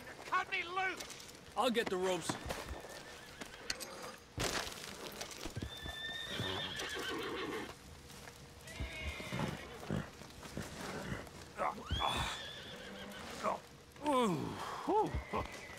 Oh, thanks, Javier. I owe you for this. Well, I'm gonna head back to camp, find a bottle, and nurse these bruises. Yeah. I'm headed to camp as well. Thanks, Arthur. Anyway, I won't disturb you. Okay, well, let's talk more later. Okay. All right, well, I should be getting on. Yes, see you later.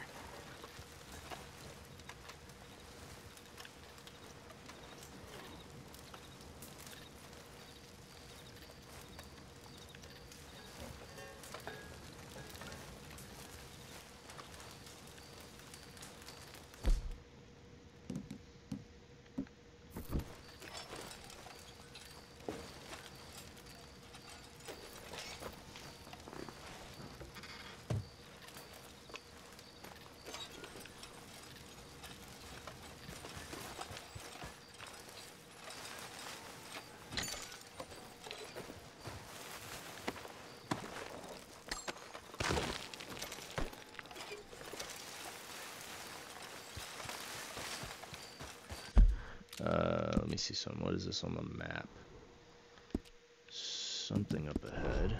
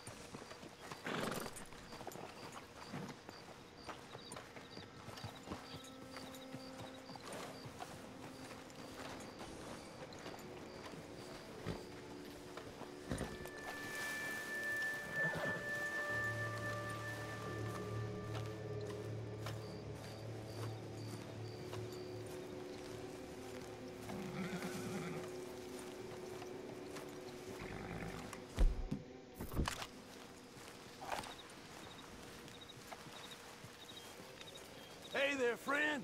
Come! Stop on by for a moment. The name's William. Arthur. You familiar with the study of plants, my friend? Familiar ain't quite the word I'd use. Well, let me tell you. This great earth beneath our feet can provide everything man ever needs. But we've only reached a tiny bit of its potential. You see, there are thousands, maybe millions of plants all across this vast country we share. The mountains, the plains, the swamps. I mean to explore them all, to know all of nature's bounty and all of her wonder, if I can. Sure. But I'm only one man. Would you consider helping me with gathering herbs for my studies? Why? Knowledge, kindness, beauty. Well, I'm ignorant, ugly, and nasty. Well, let's see if maybe we can do something about that. I'll see.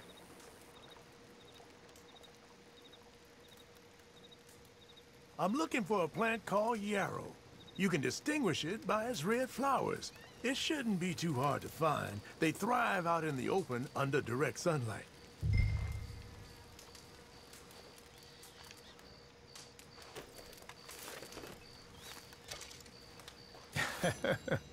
Let's see how this tastes. Oh, yeah. I feel better already. They were right. This stuff does have medicinal properties.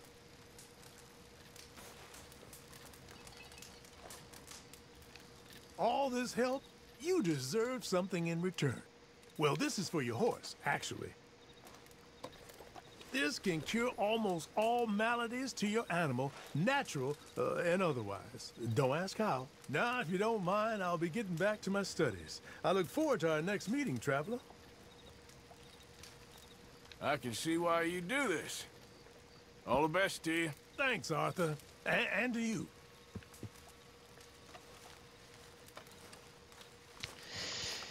I don't know why, but he kind of gives me like a Fallout 3 vibe.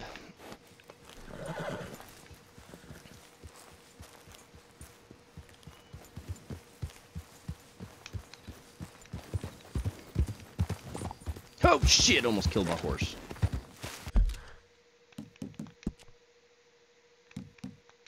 No, don't do that.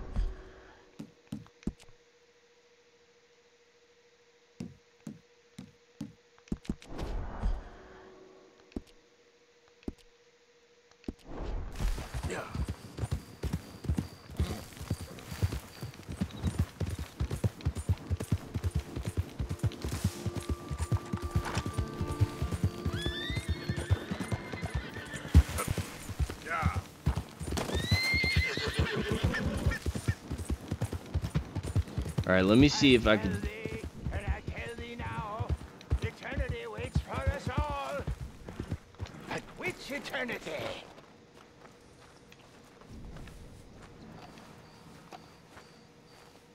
Help a blind man. Have this.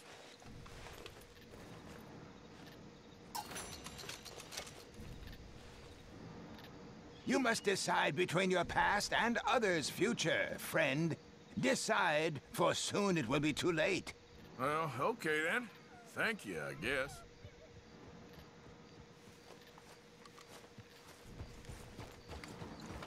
Are you still here? What are Get you in. waiting for? I can't tell you what you want to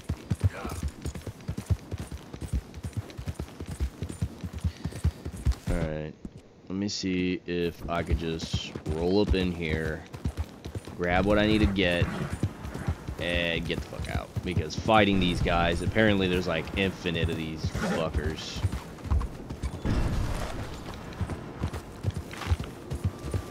So let me see if I can just do that. Let me... Ow.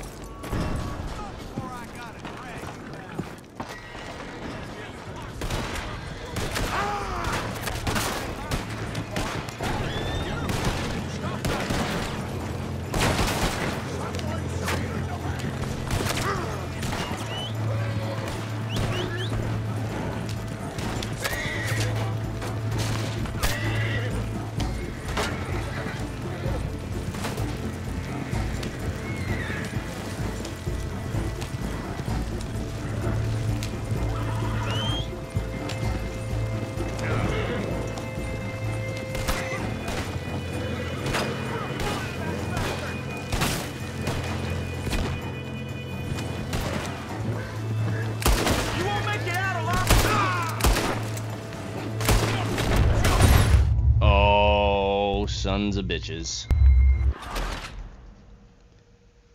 They were gonna chase me down. Wait, they count this as a mission?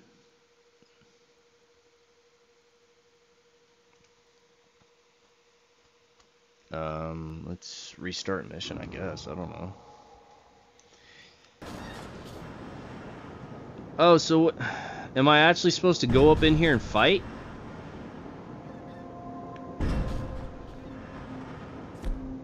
Bro, they...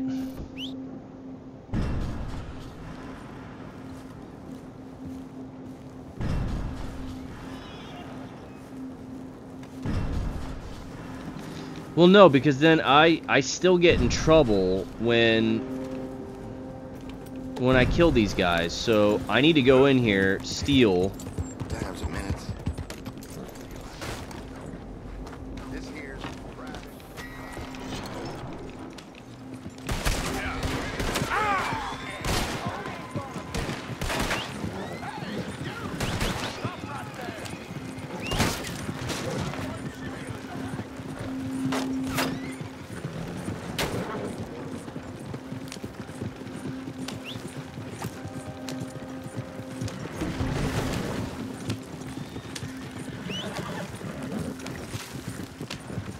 Make sure that my horse is following. Yep. So yeah, I only got in trouble for stealing, but I didn't get in trouble for killing.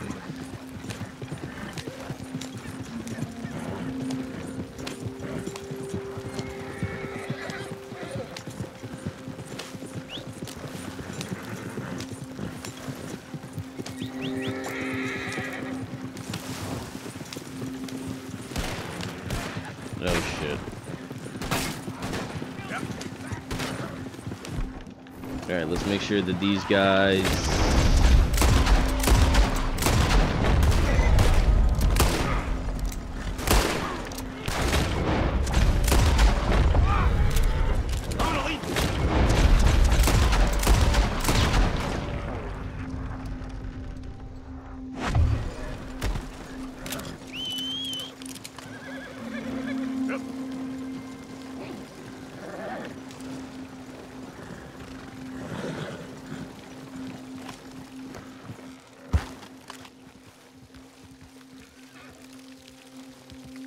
Well, that's not good.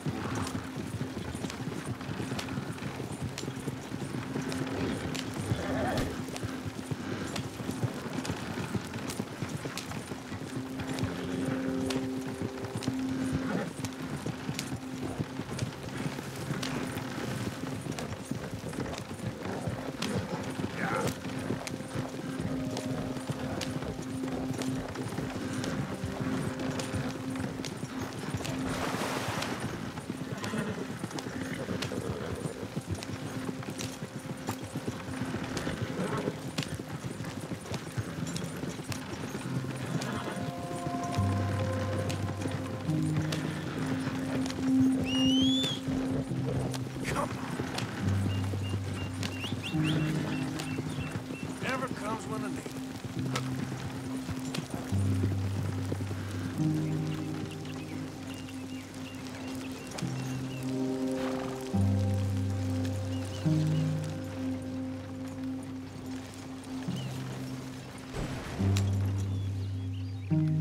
Yep.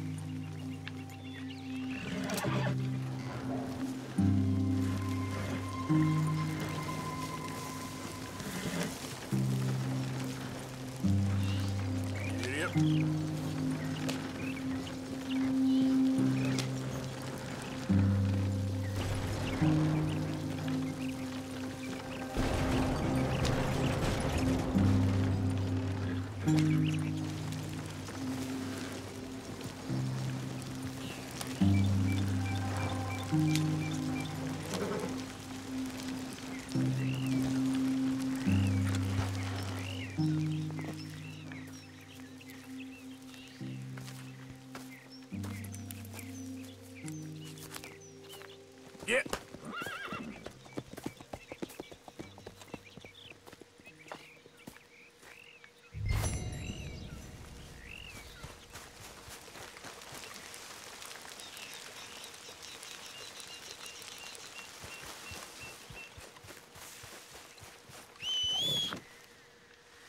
For Christ's sake.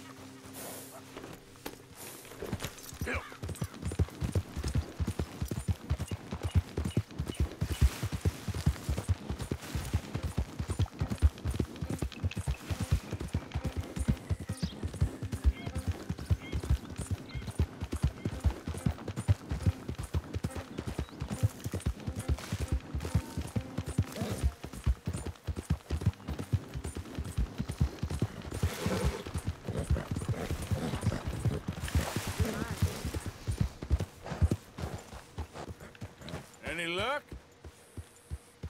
Whoa, whoa, steady there. Scare away my dinner.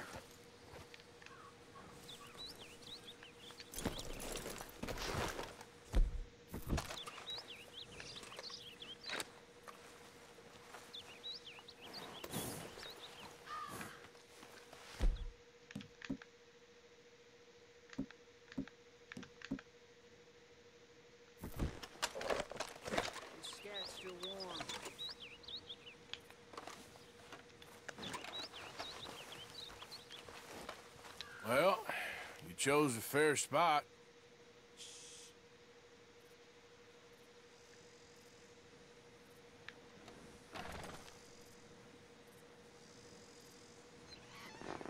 This dude might die.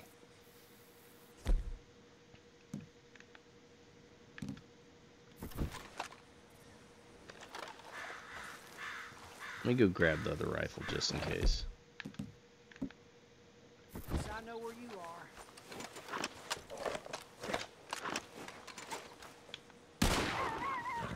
Got him! Did you see that? Perfect!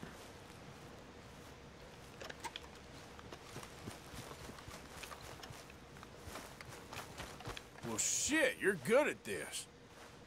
Yep. You sure are a beauty.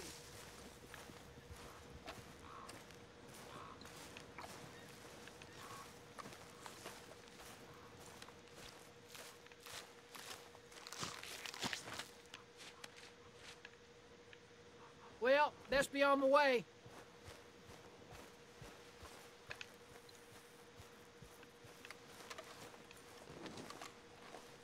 Alright, he didn't die. Oh, he got himself a coyote. Okay.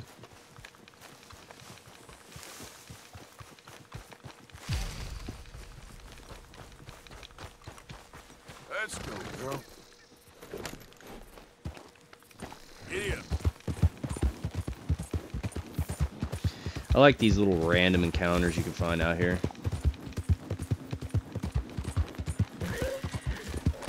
Ha!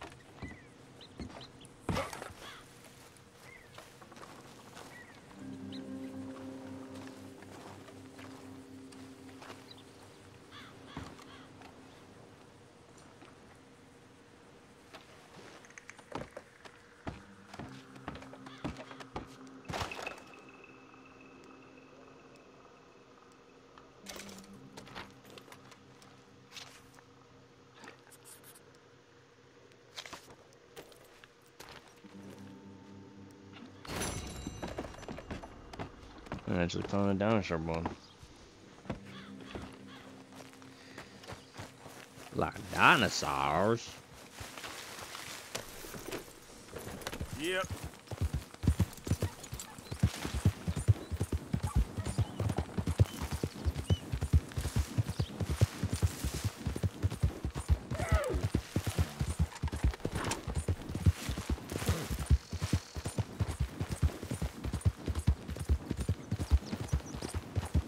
I don't know where any of the other dinosaur bones are.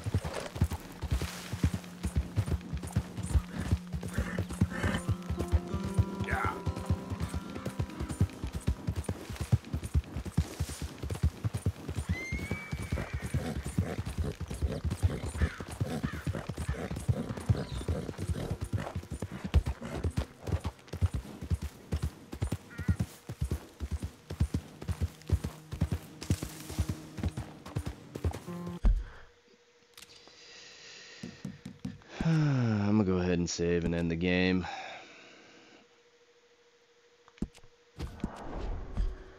Alright, I hope you guys enjoyed. Leave a like, comment, subscribe, and I'll catch you guys next time.